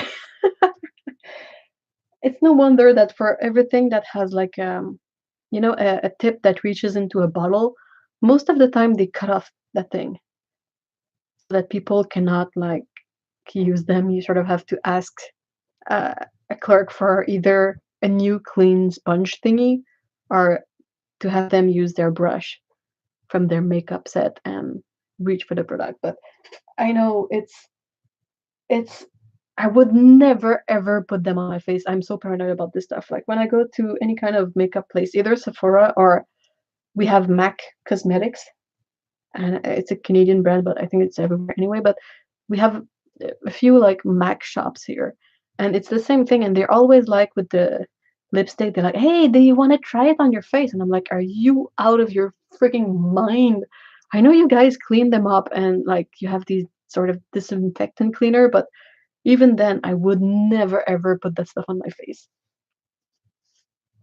It's just a big no. I'm gonna swatch it on my hand, and if I like the color, I'm gonna buy it. I much prefer to throw like 20 bucks in the trash for a lipstick than to try it on, because you never know what you will catch with that stuff. It's so gross. Oh, it's so gross.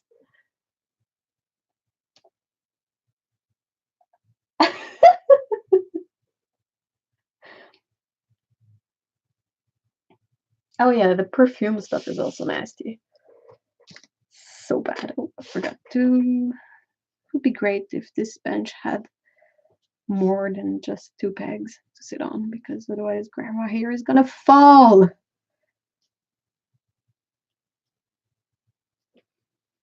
Okay.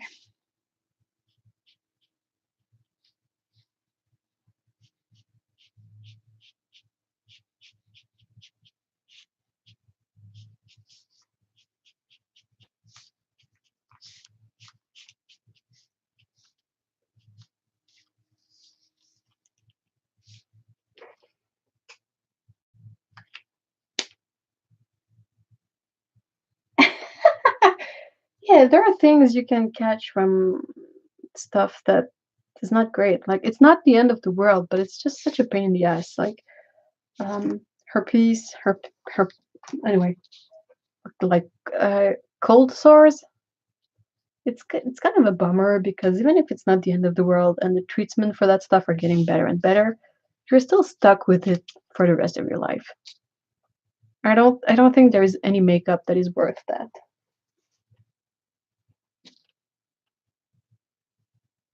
They took samples to a microbiologist. Absolutely disgusting what cultures grew from the samples. Oh, I think I gotta find that just to be so grossed out.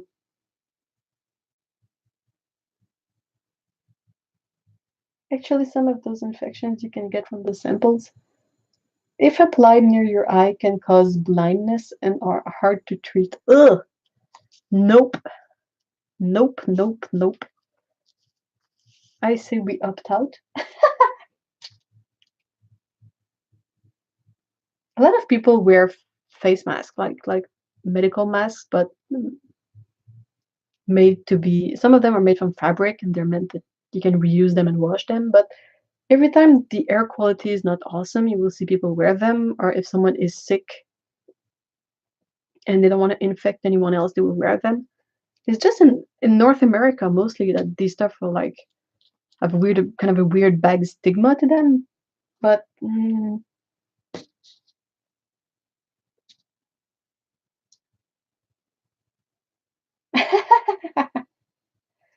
CBC, hold on, let me write this stuff. That's the name of it, right? CBC. CBC is Canadian, right? Is it? The oh no, I know. Most of the time, the testers like they feel gross. Like you just grab the tube of thing, and it's like I feel like I need a shower after. It's never great. Every time I bought makeup, it was either online where you just look at the swatch and you're like, "Yep." My mindset with makeup is like, "Do I like this color? Yes." Then I buy it. That's it. And when I go to the shops, I will only swatch from my hand.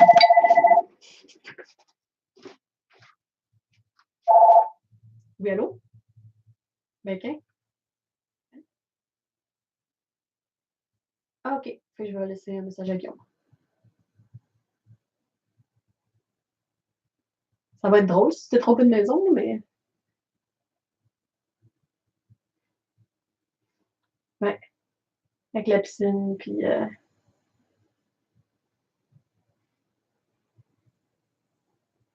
ok, fait que je vais laisser un message à Guillaume. Comment? Ouais, je te recontacterai. Si je t'appelle pas, c'est que tout est beau. Ok, gros bisous, bye bye.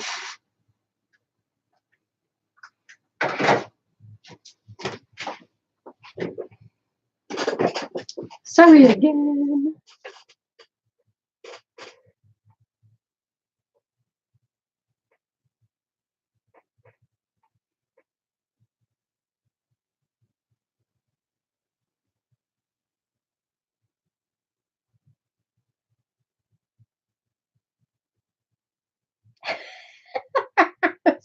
Sorry. Is there something weird about the way Canadians date? Probably.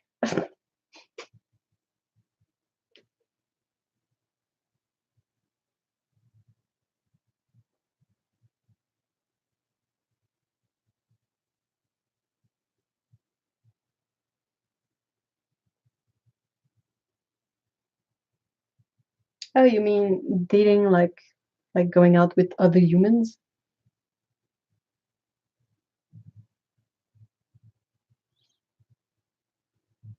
Uh, I see what you mean if they were old, but I always feel bad about exchanging. I'm not good at exchanging things. Unless they sent me the wrong stuff and I did not open it, I feel really bad about um, like trying out a product and then returning it because they cannot do anything with it. They gotta throw it away. And I really feel bad about waste. So it really bugs my brain. So basically, I don't often return stuff. I either give it to someone who will make use of it, or I just give it to charity, like because I figure that maybe someone there will find a use for it. But I really don't. I see it often on like websites. People with makeup is a good example, but it's a bit like if you try on underwear and you return it. I think it's just like no. In my brain, that doesn't add up. I don't feel good about this myself. But I mean, if you feel fine about it, I always shrug, and you guys can't really see me shrug. But when I get this camera working, I want to set up the old camera as a face cam, so you'll be able to see all my grimaces as I'm working.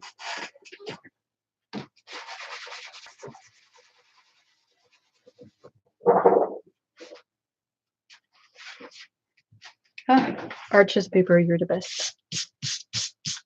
Not a smudge, you guys. Not a single smudge.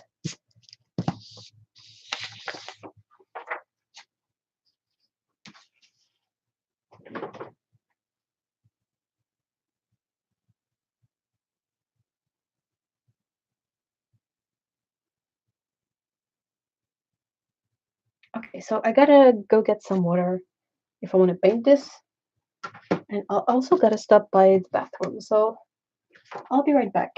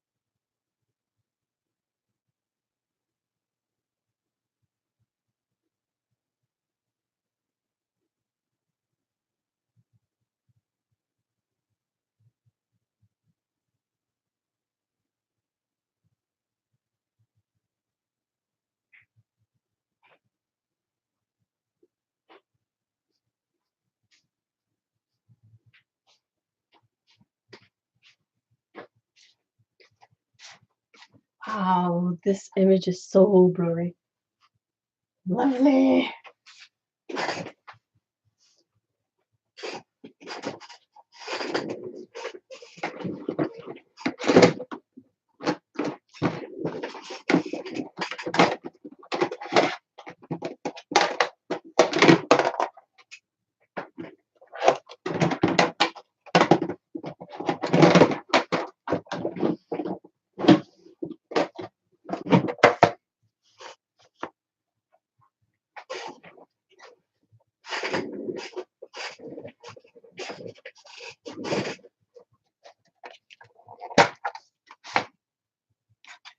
So that's my Sennelier set.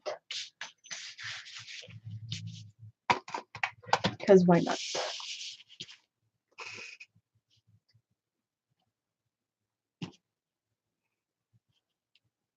I cannot believe how blurry that image is. That is so bad. I'm so sorry.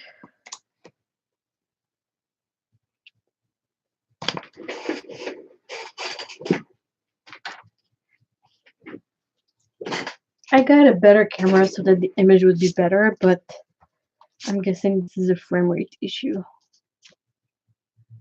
Where was the line I spotted it? I saw a line that I wanted to erase. There you go. Sennelier. I'm gonna say it again because I keep making noises. It's Sennelier watercolors. All in half pans and full pans.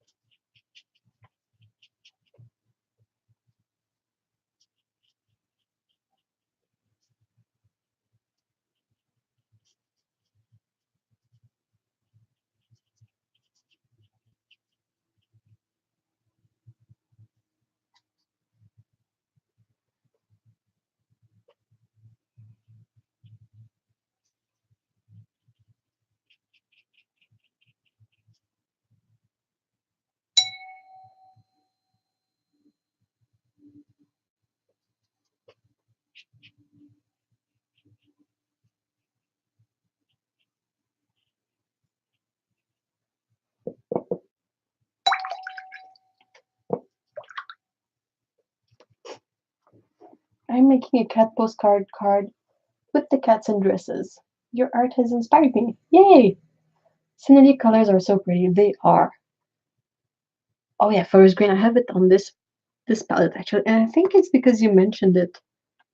We're the one who mentioned it recently, and I saw that, and I was like, oh, and that's kind of been running around in my head, and now that's what has made me want to use these paints. So yep, thank you for the inspiration.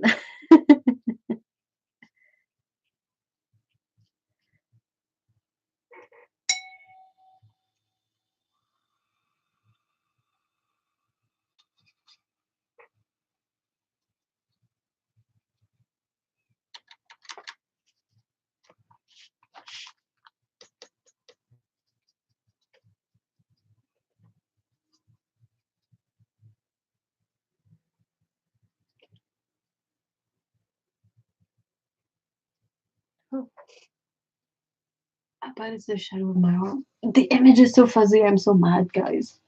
I'm really angry. So much effort. Ah, stupid technology. I'm doing watercolor because I don't like technology, but still technology wins. It always wins.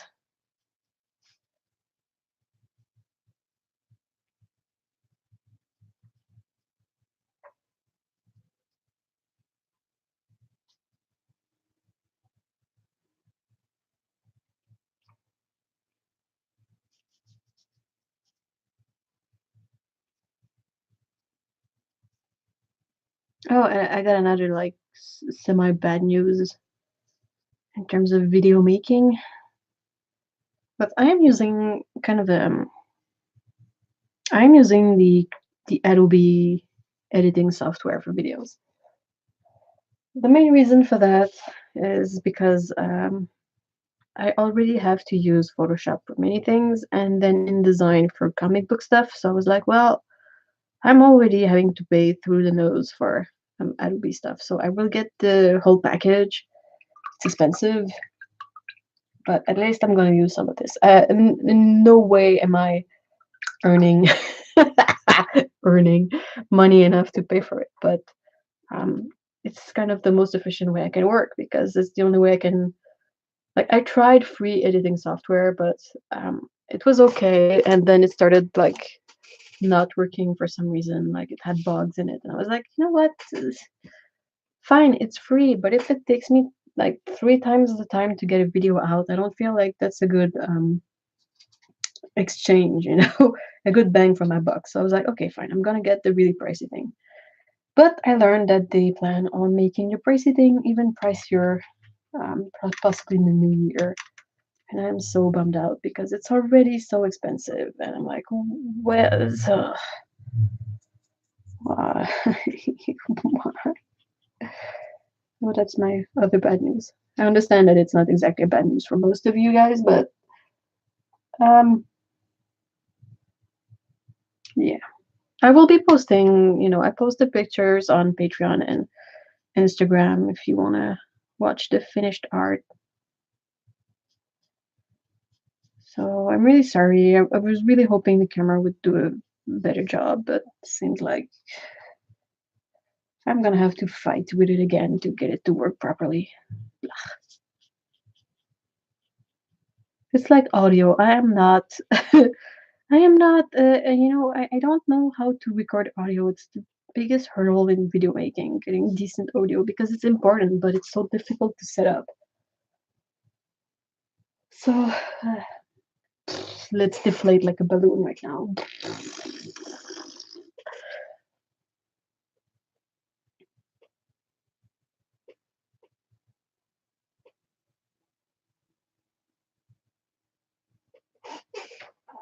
Oh, that frame rate makes me so sad. I'm so sorry.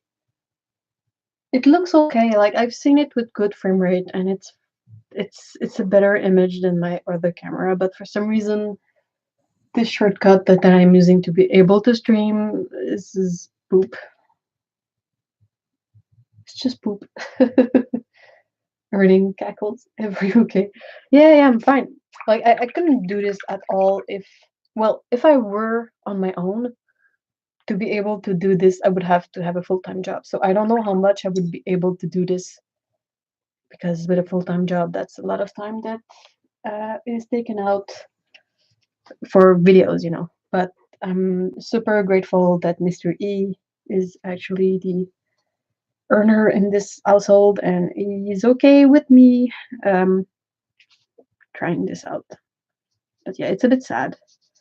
And it's going to be so sad after the holidays because they like the way YouTube works.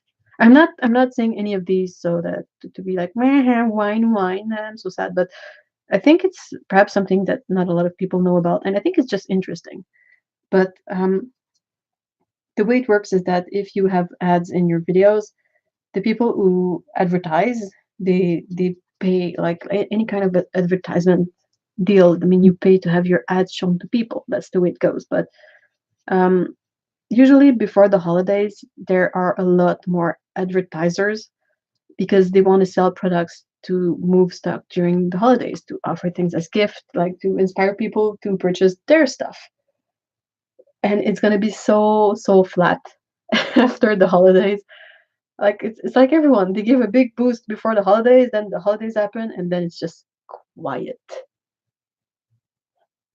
So that's gonna be quite funny.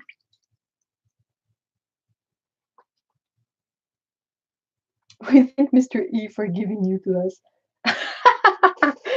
I will let him know that. That's funny.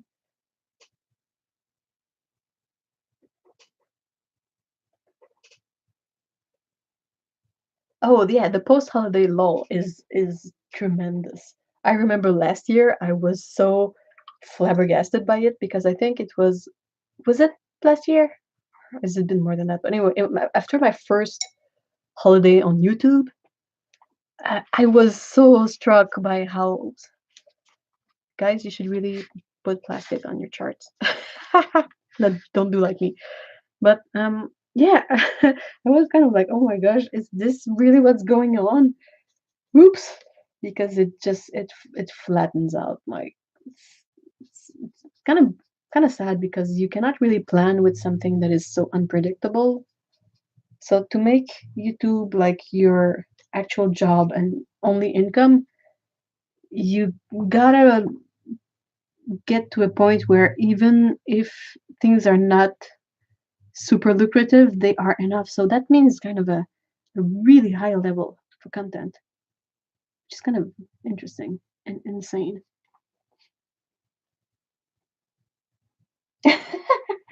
Yeah, I had to give the kittens spiky tails because, like, really young kittens, they don't really have fully functioning tails yet. I mean, they probably wouldn't be walking either, but I thought it would be funny to indicate that these are really young kittens by giving them the spiky, pointy tails rather than, the floofy tails.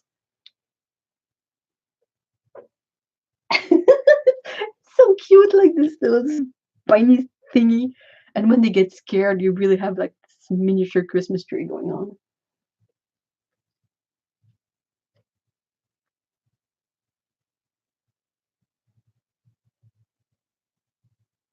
Yeah, the tiny poofy spikes, just so funny. I love kittens. They're so like refreshing and dumb at the same time. I love that kittens when you get them. Most of the time, you can't even tell if it's going to be a long hair kitten or a short hair kitten. Like it shows up, like you can see the difference quite early on, but still, when they are still tiny beans and blind, like with the closed eyes, you really can't tell. And then at some point, they start poofing out, and it's really funny. And then when they waddle around with those tails up in the air, yes, yes, yes, that's the best. Oh, speaking of kittens, I checked the Kitten Academy kittens recently.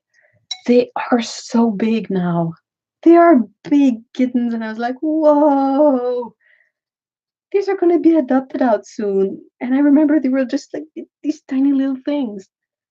Now they're like fully grown and like all spayed and neutered and good to go.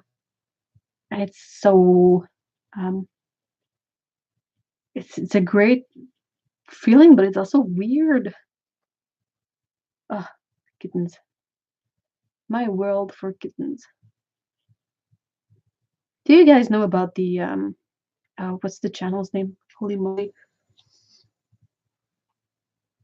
It's the Vancouver veterinarian. Ugh, I don't know what the channel's name. I don't remember. But the guy is, I love him so much. It's a vet. I'll just say vet, okay? It's not veteran. It's doctor that takes care of pets. But the vet is such a cat dude. He loves cats. It's amazing, and he gives really good tips on how to care for pets, dogs and cats mostly. And he posted a video recently about why it's a bad idea to offer pets around the holidays. And it was really interesting. Like I find it weird to give pets as a birthday gift or any kind of special event gifts anyway, but it was really interesting to see his video and to figure out why exactly is it bad? Is it a bad idea?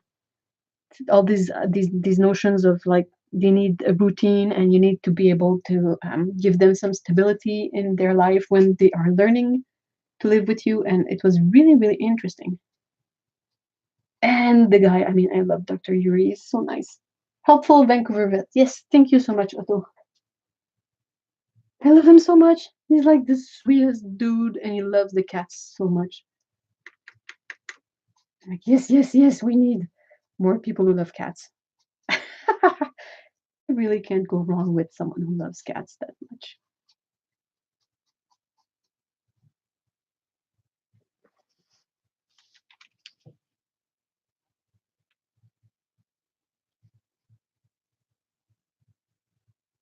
He has two cats. I think he has Mr. Pirate, who is an older cat, and Claudia, who is a younger cat, and they are adorable. I think there's a Lancelot too, but I think that's the clinic cat. I love that a lot of veterinary clinics have um, clinic cats. I think it's pretty awesome.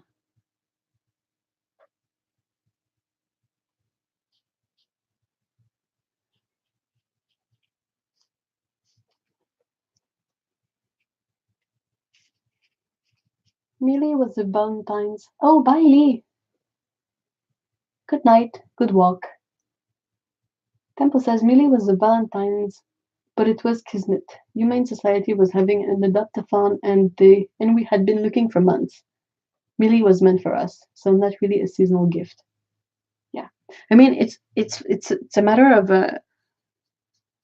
like it's not an absolute. It's not like to give pets is bad. It's like when you see why it's bad, like the thing about having a constant routine instead of the chaos of the holidays. If your holiday are super routine and super like usual, it's fine to have a pet. I mean, it's not the holidays themselves that are the problem. Is all the changes in our routine that comes with the holiday.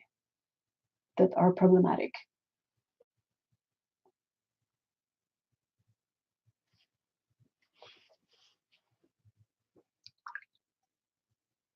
What color should be the last kitty? Well, I have two kitties. I have a kitten and an adult cat left, and I don't really know which color to make them.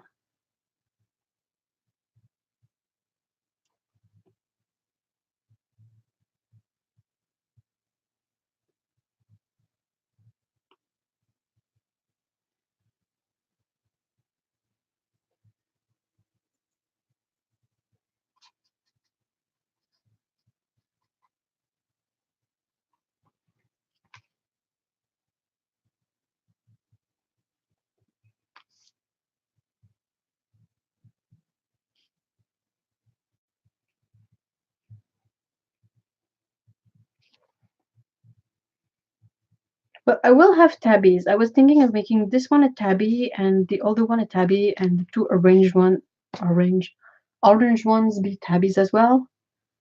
But I'm just thinking in terms of base color. Like this one is going to be a gray tabby, like lightly colored. All the orange ones are going to be just like orange tabbies. This one's going to be full gray. This one's going to be kind of a brown black tabby, black cat. But these two, I'm not sure. Chocolate brown? Hmm. The only cats I've seen that were chocolate browns are the ones that they are black cats and they spend a lot of time outside. Oh yeah, black and white. And I think I'm gonna make. Oh, I should have thought about this earlier, but I should have made this one like Monty, the story of Monty. I don't think I've talked about the story of Monty on chat. Oh, and I don't have any calico turkeys. I really. Hmm. Hmm. Cassie! Oh, though you know you will have to send me pictures. Okay, so Monty, I have friends who live in Toronto, and they've been leaving food outside for this huge, fluffy white and orange cat, like possibly part Maine Coon, like a really big, tough kitty. But it's an outdoors kitty for now, and since all their cats have cheese names, they've named him Monty, and they shared the saga of Monty online, how they are trying to make him more friendly towards humans, so they can possibly at some point perhaps bring him in if he is like tempted by the indoor life, or at least be able to approach him to give him care if there's a need for that. I'm gonna make this one a tortilla, I think.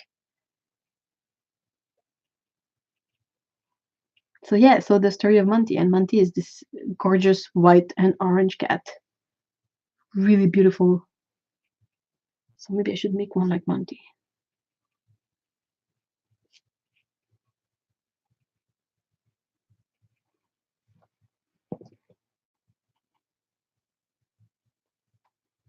I think the kitten is gonna be the white and black one.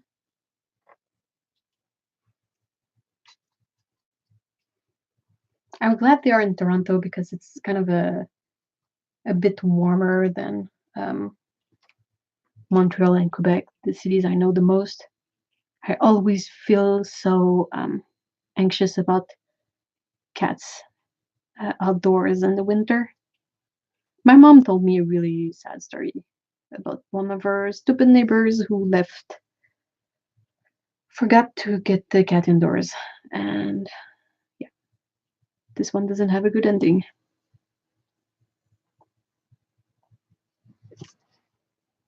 So yeah, I'm just like, oh, I don't know why I get so stressed for cats. I don't know, but that's the way it is. Yeah, it's like I wouldn't have anything nice to say to those humans for sure. Let's just keep it at that.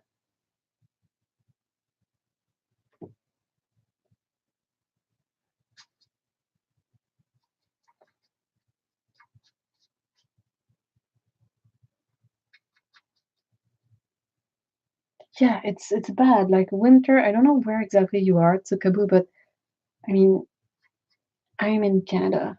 We don't do no winters. We do bad winters.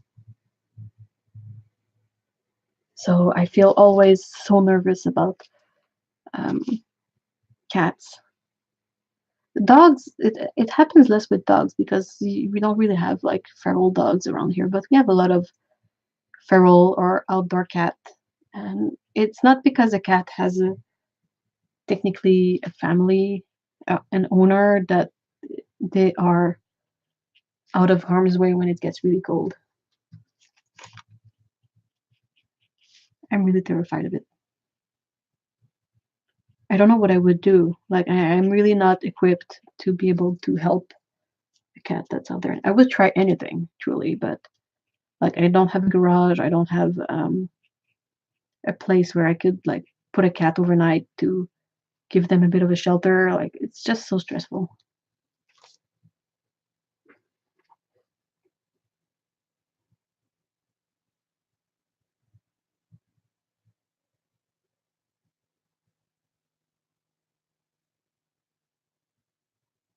Yeah. I all I've heard are like sad stories about cats in the winter, so it's just not it's not great.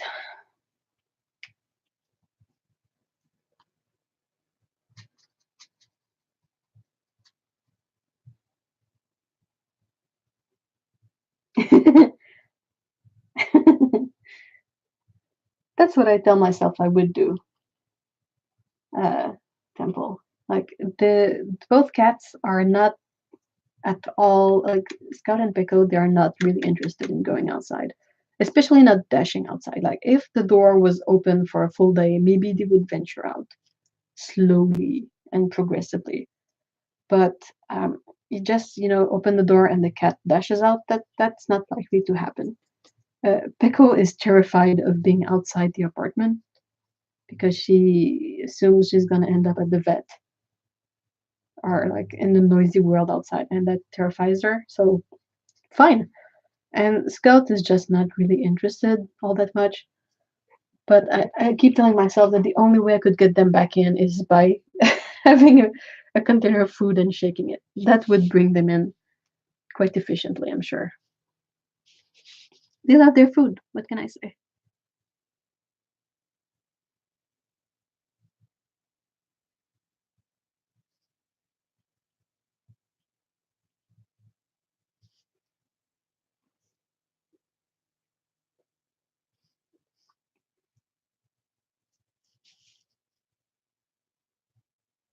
Oh yeah, Kitty Magical. Holy moly.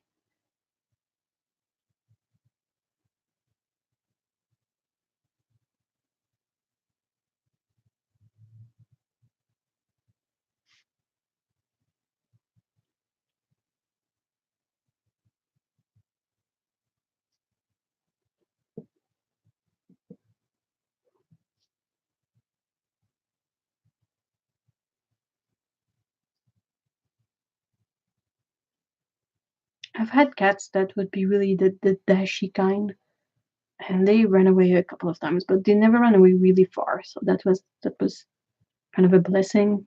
But yeah, I'm really glad that my current cats, they show no interest about going outside. They like being in the windows. They like the fresh air in the window, but they don't really have an interest with being outside.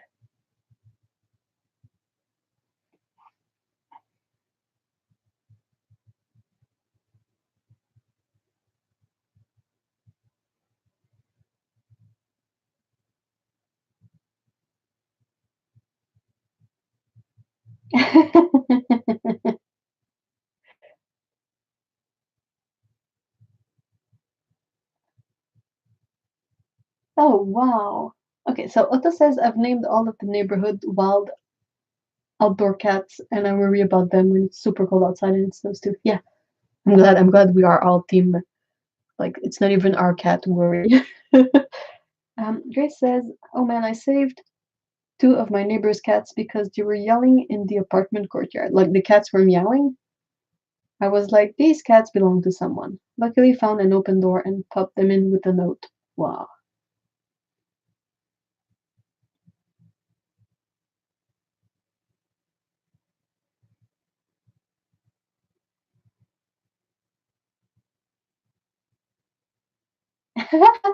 Found a note of thanks on my door the next day. I was a bit worried that I put them in a random apartment. Oh no! Winter is hard on all species, that's true. But I think some of them are better suited to outdoors. Like squirrels, they will have their nests. I figure out that birds have nests too, I guess. I don't really know. But cats, they are such a sort of an in-between state between being completely wild and being um, domesticated. I don't really know. Like even the most feral of cats, what does it do when it gets like to below 30 Celsius? It's freaking cold.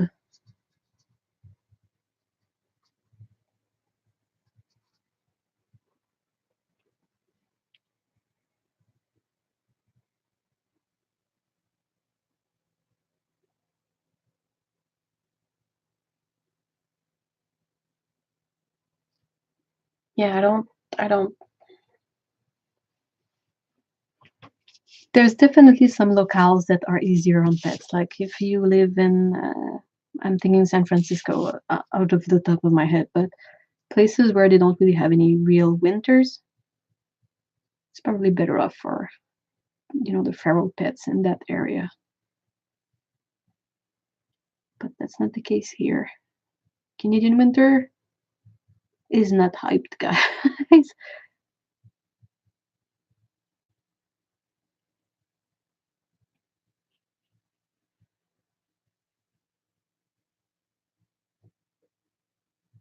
Now, in Montreal, it's really not so bad, but I mean, it still gets hella cold, like more cold than someone can survive without, you know, access to some kind of shelter. It's not minus 40, but it can be minus 40 at times. Depends on the winter.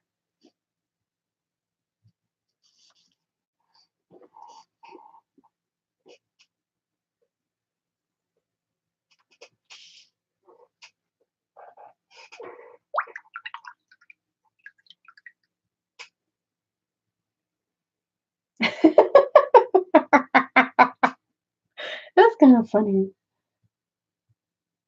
Was Odie a dog like in Garfield, or was it a cat?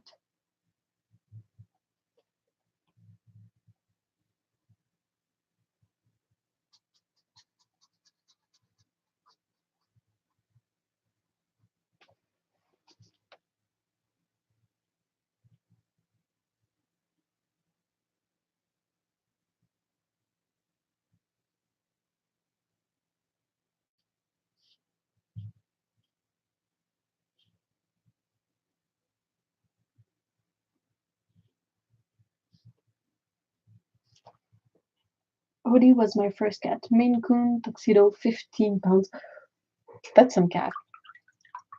I love that he stayed like close to home and was just like chilling outside. It's kind of really cute. Just like no worries cat. Just like, hey, this is fine. I'm just gonna chill here. Doop de doop de doop. He lived to 21 years, surviving a stroke and brain cancer. Holy moly, wow.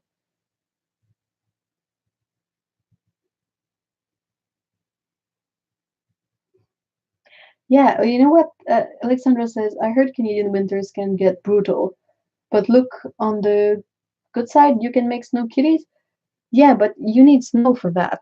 That's the problem. Like, often it gets cold, but it doesn't necessarily snow. Hey, Malvina! Malvina says, Malvina says, and we will have a new cat probably. She lived in a garden in a pile of wood. We made her a house with cardboard boxes with towels inside. She gets food every day. She's more and more friendly, and we will try to take her home soon. Awesome! Yay! How do you set that up with Ziggy, though?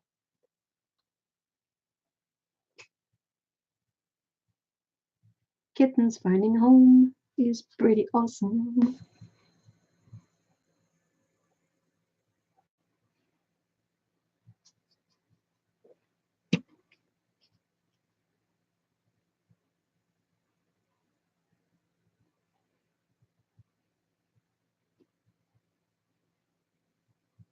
I'm sorry, this is a super long live stream, guys.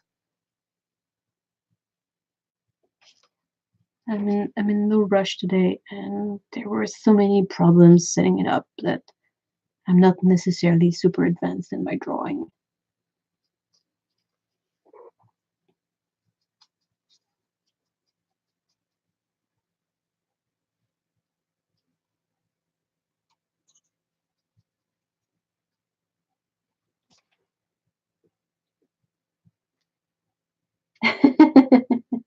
Thank you so much for being there, Tsukabu. I hope you have a great Christmas and weekend and all of that.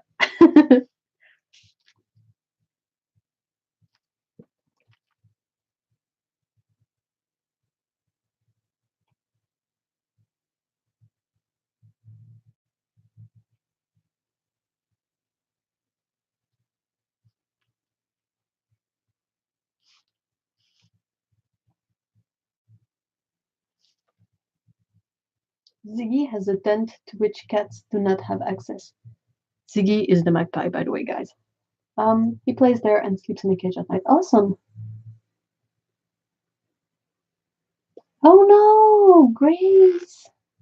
I know I'm bringing attention to that and probably making you a bit more worried, but I hope everything goes well. Grace says that they are anxious about Henry in the airport tonight. Yeah, traveling with pets is kind of weird.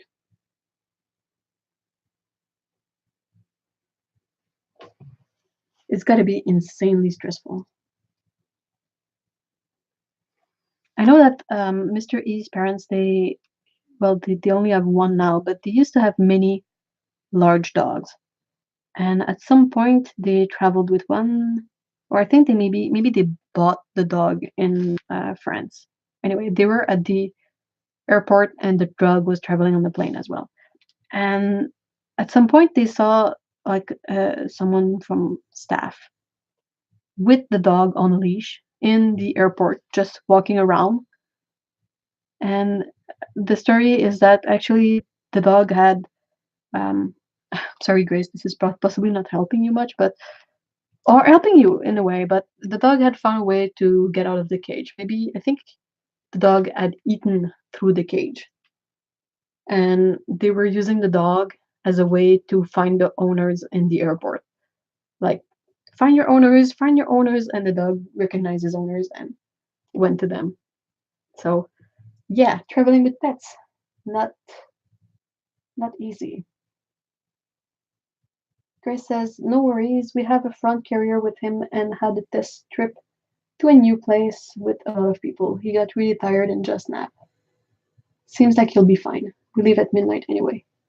He's on the plane with us, so in the traveler, like in the people area, not in the baggage area, right?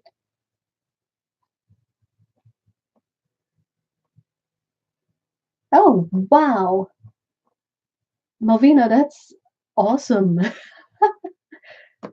Malvina says we are now in oh boy, Old Olsden.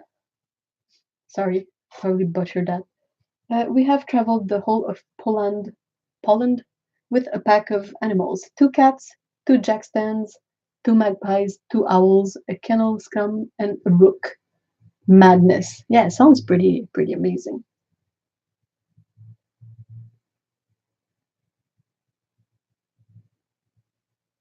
Wow. I love drawing cats with the poofy tail. If I can find a way in a scene to have a cat that's surprised by something and have a poofy tail, I'm gonna make use of that.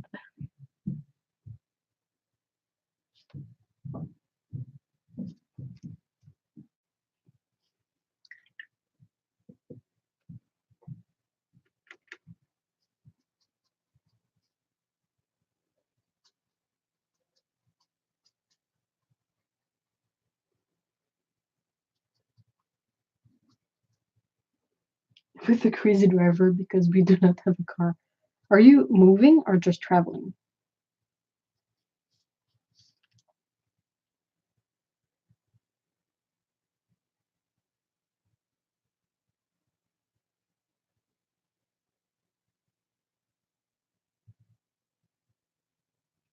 think if I was to travel with the cats, I would have to find a way to make them sleep for the travel because they would not take to it at all.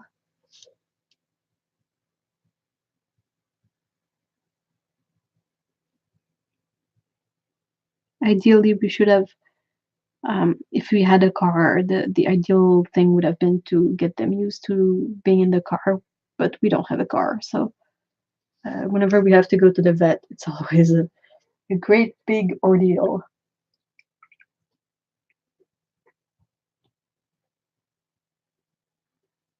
Kind of moving. Oh, that's pretty intense. I hope it goes well.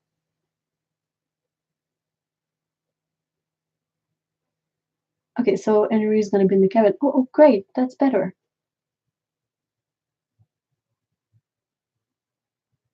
It's gonna be a good training moment for him too. Like, especially if you're gonna travel with him more because he's a service dog after all. So this is not a situation that is gonna be just once for him. So I think it's kind of good that he gets exposed to it so young. Like I was saying with my cats, if I had exposed them to traveling young, perhaps they would be a bit better about it now, instead of being pains in the butt.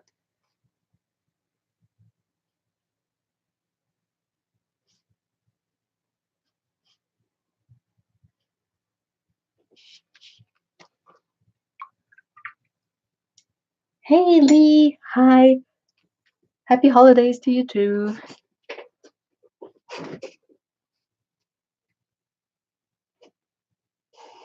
Malvina says my animals always surprise me with how calm they are when traveling. That's really awesome because you're not traveling light. That's quite a good bunch of pets.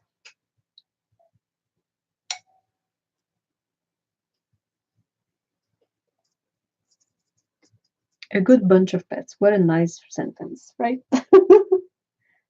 All these animals were perfect and the trip took 9 hours. Wow. Whoa, that's remarkable. Like I cannot do 10 minutes to the vet with my cats.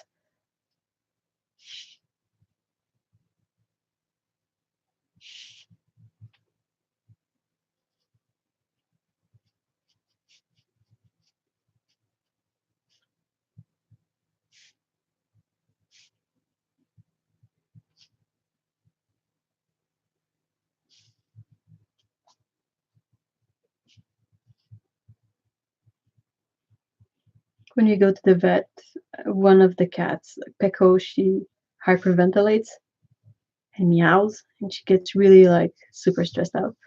And Scout just hides the furthest she can in the further away she can in the far back of the carrier, and she growls. And she will sometimes meow, but she mostly growls. So we have Pico up front, who's like meow, meow, meow, meow, and like her face is squished in the grid of the carrier, and at the far end you have like this ball of rage that's shedding like crazy that goes, and that's basically like the whole like the it's only 5 minutes, but it feels like forever just because they're so not enjoying this.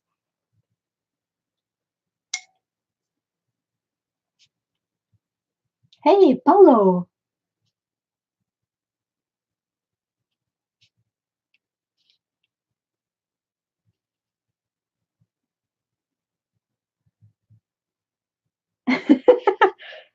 Scout is the best way I can define Scout is exactly that. She's a ball of oh, what's the word in English for it?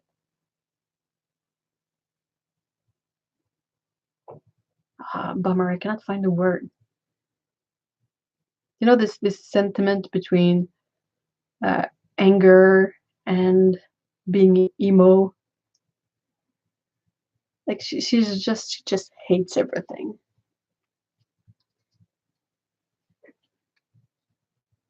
Everything's the worst.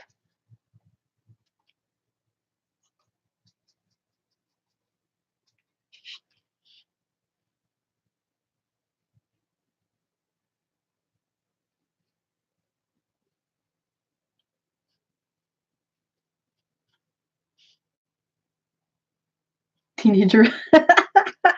Yeah, but she's like she's a like in this stage for her whole life. Ah, cannot search. I know what the word is in English, but because we refer to her often with it, but I cannot find it in my brain.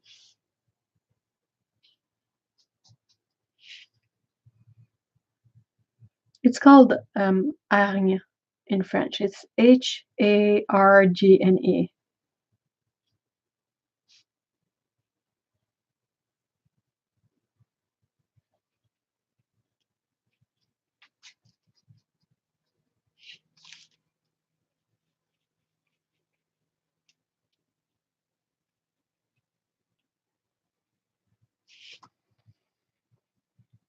Angst? Yeah, possibly. But I don't know, is angst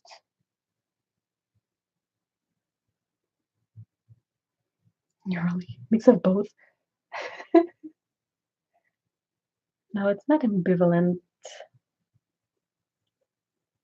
I think angst is the closest one, but with perhaps more anger into it.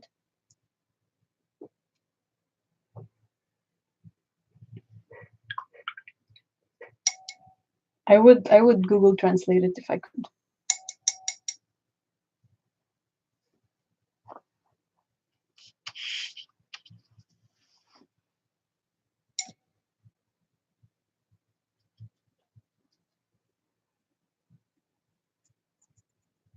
Debbie Downer. Was Debbie Downer kind of angry? Because Scott is angry. She has this anger, this raw anger within her. Paulo says, trying to wrap my mind around making dessert for 14 people. Whoa, that's a lot of people.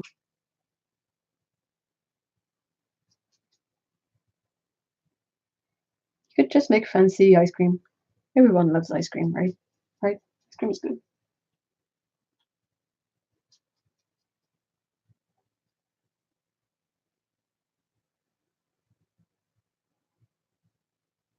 Oh, that's great news, Malvina. Yay. If I had to plan dessert for 14 people, I would just buy like mini tubs of fancy ice cream and call it a day. There, you can make your own bowl of ice cream using all of these fancy ice creams I bought. Now leave me alone. Sorry.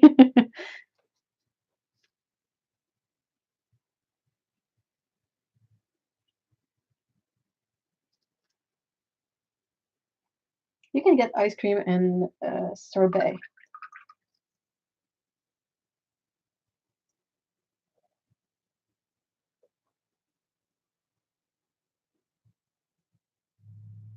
Well, you get many ice creams then, Paulo. That's many elements. No? Oh, ice cream and fruits is a good one. You could make like some cookies and have ice cream, and then have people like they can add a cookie, make their own ice cream cookie sandwiches.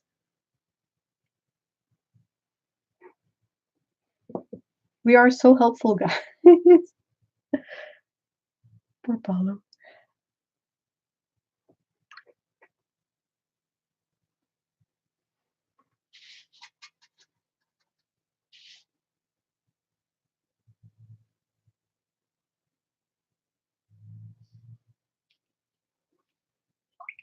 Coffee and snickerdoodles. Mm. Coffee ice cream and snickerdoodles. Yum yum. Oh, ice cream. I miss you, ice cream.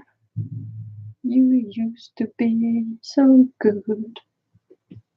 When I start singing, you know that the stream is gonna end soon.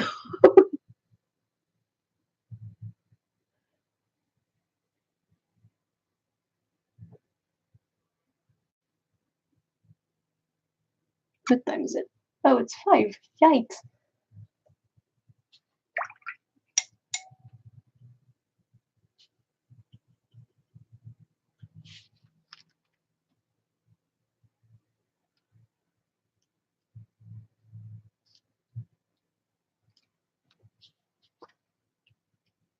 Non-dairy, non-rice, non-soy ice cream. Oh, what is it made of?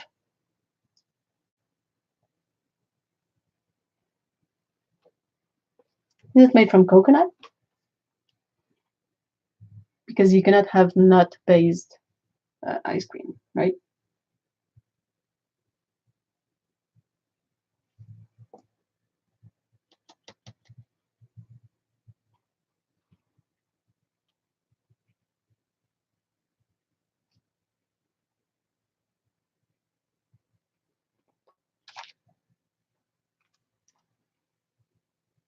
Ben& Jerry's.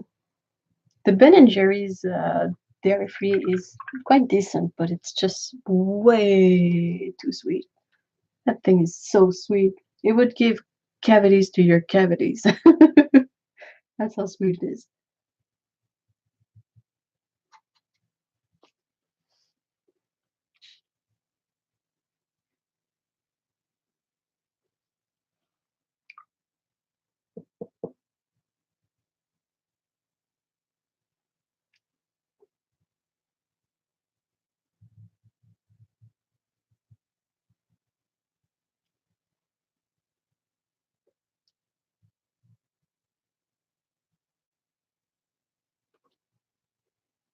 It's coconut milk based. Ah, that's what I thought. Awesome.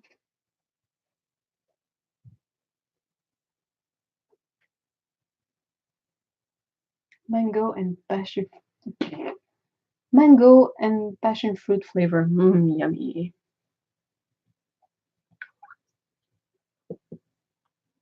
Here, let's use some of that forest green.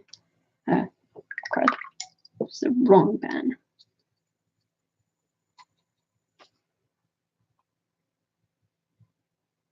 That's such a pretty color. It's so deep.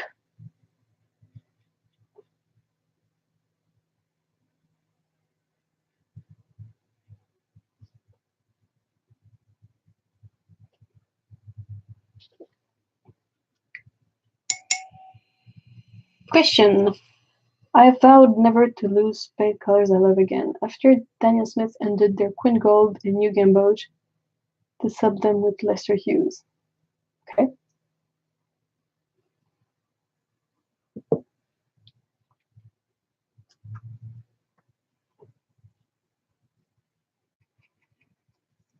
So are there any colors that are ending?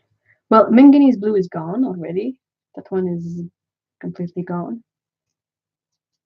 What else?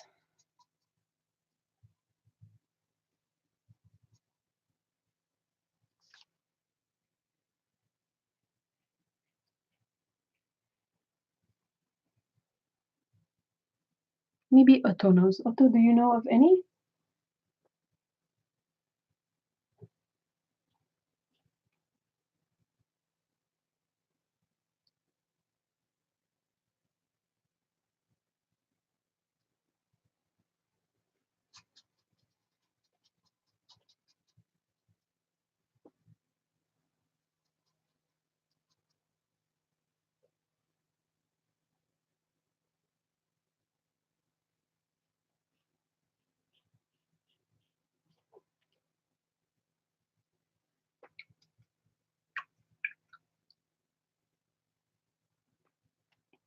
There is something to be said about developing the skills to mix up any color you want to. I understand, like, you've seen me, I've stashed a lot of genuine Quinn Gold because it's not soon that we're going to be able to have that exact pigment again. But if I wasn't having like a channel based around paints, I am not sure I would have bought so much.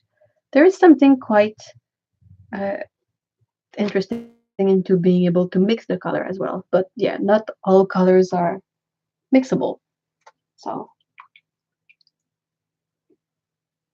it's a good way to you buy them now and you resell them in 10 years if the paint is still good and you make a lot of money.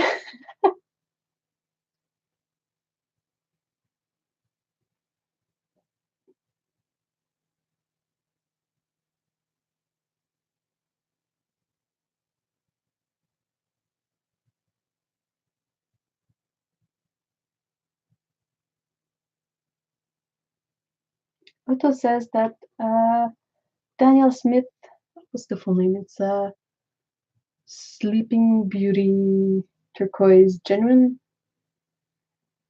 I guess.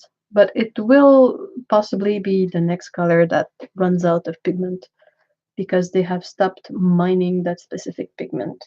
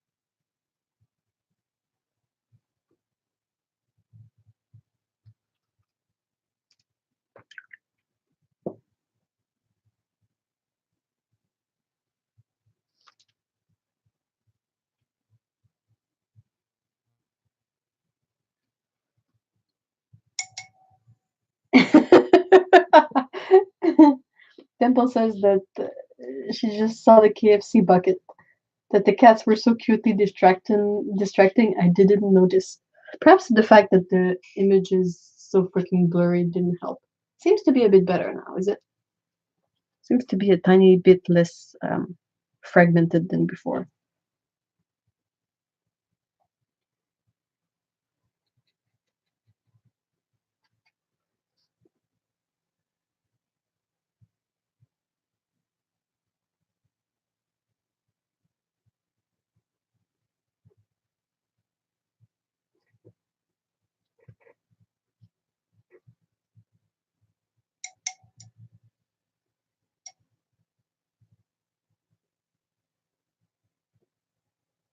Whoops. Oh no.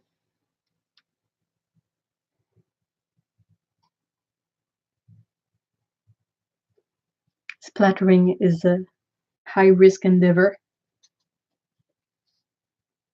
I know I keep finding things with splatters on them, which kind of makes me laugh, but yeah.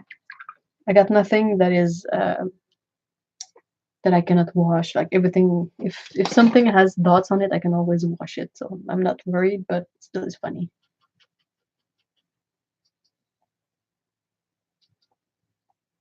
Sennelier has a lot of colors that I don't find in any other brands. Not at least in the same kind of formula. I think that's really curious. This purple is one of them. I know it's super duper diluted down here, but um, if you look on my chart, it's this one. And I don't see a lot of other brands with this color. There are some of them, but not that many, is my point. So yeah. Like there are possibly brands I could do without, but I don't think Sennelier would be one of them, just because uh, I tend to paint often with convenience colors, especially any kind of illustration with a lot of colors in them. So I find that their range of colors is quite in sync with the colors I like to use.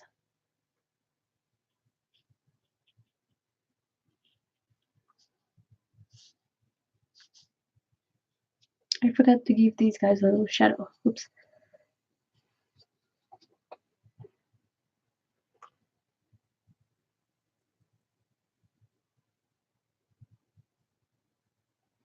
The purple is number 903. I think it's something like blue violet. Yeah, forest green is this one. It's beautiful. I love their green earth, which is a super weak color in the sense that it has a very low tinting strength, but it's a beautiful light color. Their caput mortuum is amazing, and it makes into the most beautiful light gray ever with cobalt, turquoise. It kind of separates, and you end up with parts that are more cobalt and parts that are a bit more caput. So that's pretty awesome. Look at all these greens. I love those. The purple is awesome. The blues are great. They are my favorite kind of ultramarine, like the ultramarine deep. It's the only one I have a big tube of.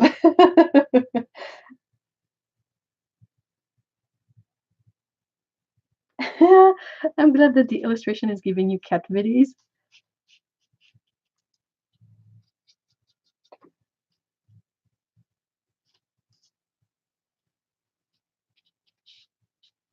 Their caput mortem is amazing. It's a great color. It's beautiful, and it has like this like I love how the Cinelli colors granulate because it's kind of soft, regular granulation. So you end up with a lot of texture, but it's not like as super harsh as you can have with um, say Primatech colors, which are lovely, but not. I would not use them for the same purpose as I would use the Cinelli ones.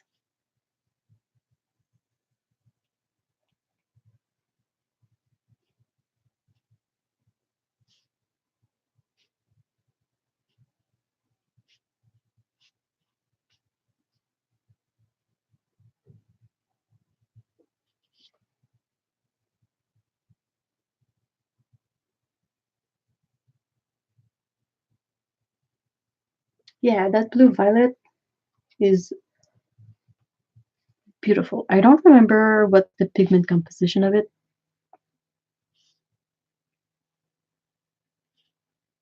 but I love it.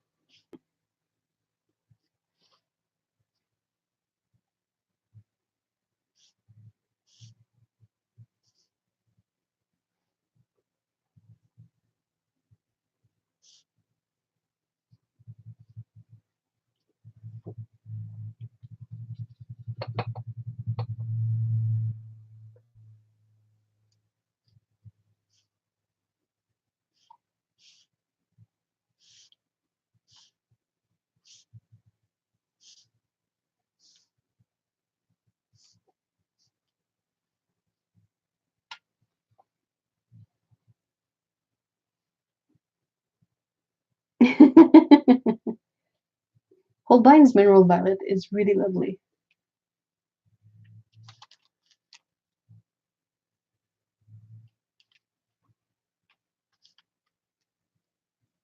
It's a bit like M. Graham has a lovely, I think it's their ultramarine pink that is not exactly pink, but kind of a warm, light purple color.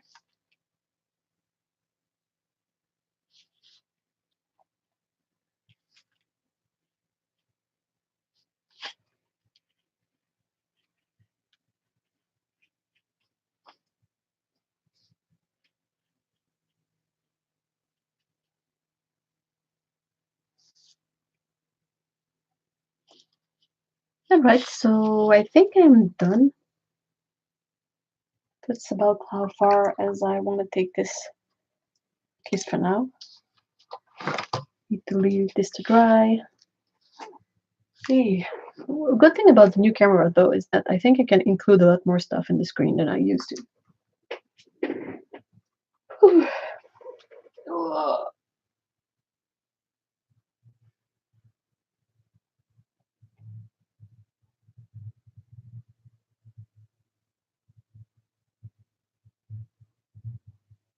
Whoa, 25 sheets. Wow. Is that for your Patreon rewards, Otto? I'm a bit far from the camera. I hope that picks up fine. Yeah, it's gonna be time for this sort of adult to do things as well. The cats are gonna be there soon to ask for food. Yeah, it's a new camera. The quality is all over the place because of the frame rate. But when the frame rate is good, the quality is a lot better. It's a much sharper image, and the colors are more true to what they are for real. So I'm glad with that. I just need to get it working better with my setup.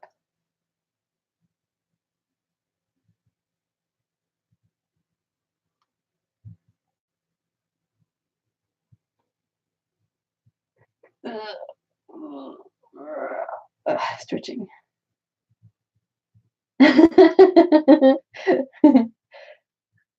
Wow, Lana, that's pretty awesome. Lana says that when she has it on full screen, it looks like she's in the cinema. All right, so time to close this, guys, and get on with our days. Thank you so much, everyone, for being there today. That's really awesome. I had a great time working on this, and I'm glad that you guys were there to hang out with me. And I really apologize again about all the mess at the beginning. Hopefully, I will be able to fix all this by next stream. If not, I will kick myself in the butt. And yeah, a couple of things to mention before I close it down. Great, big, awesome thank you to Grace and Otto for being my awesome moderators again. Like I always say, Grace doesn't have a channel YouTube, but Otto does, and I highly encourage you to check it out.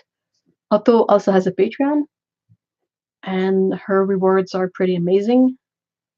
So that's worth checking out too. I have a Patreon too if you feel inclined to check it out.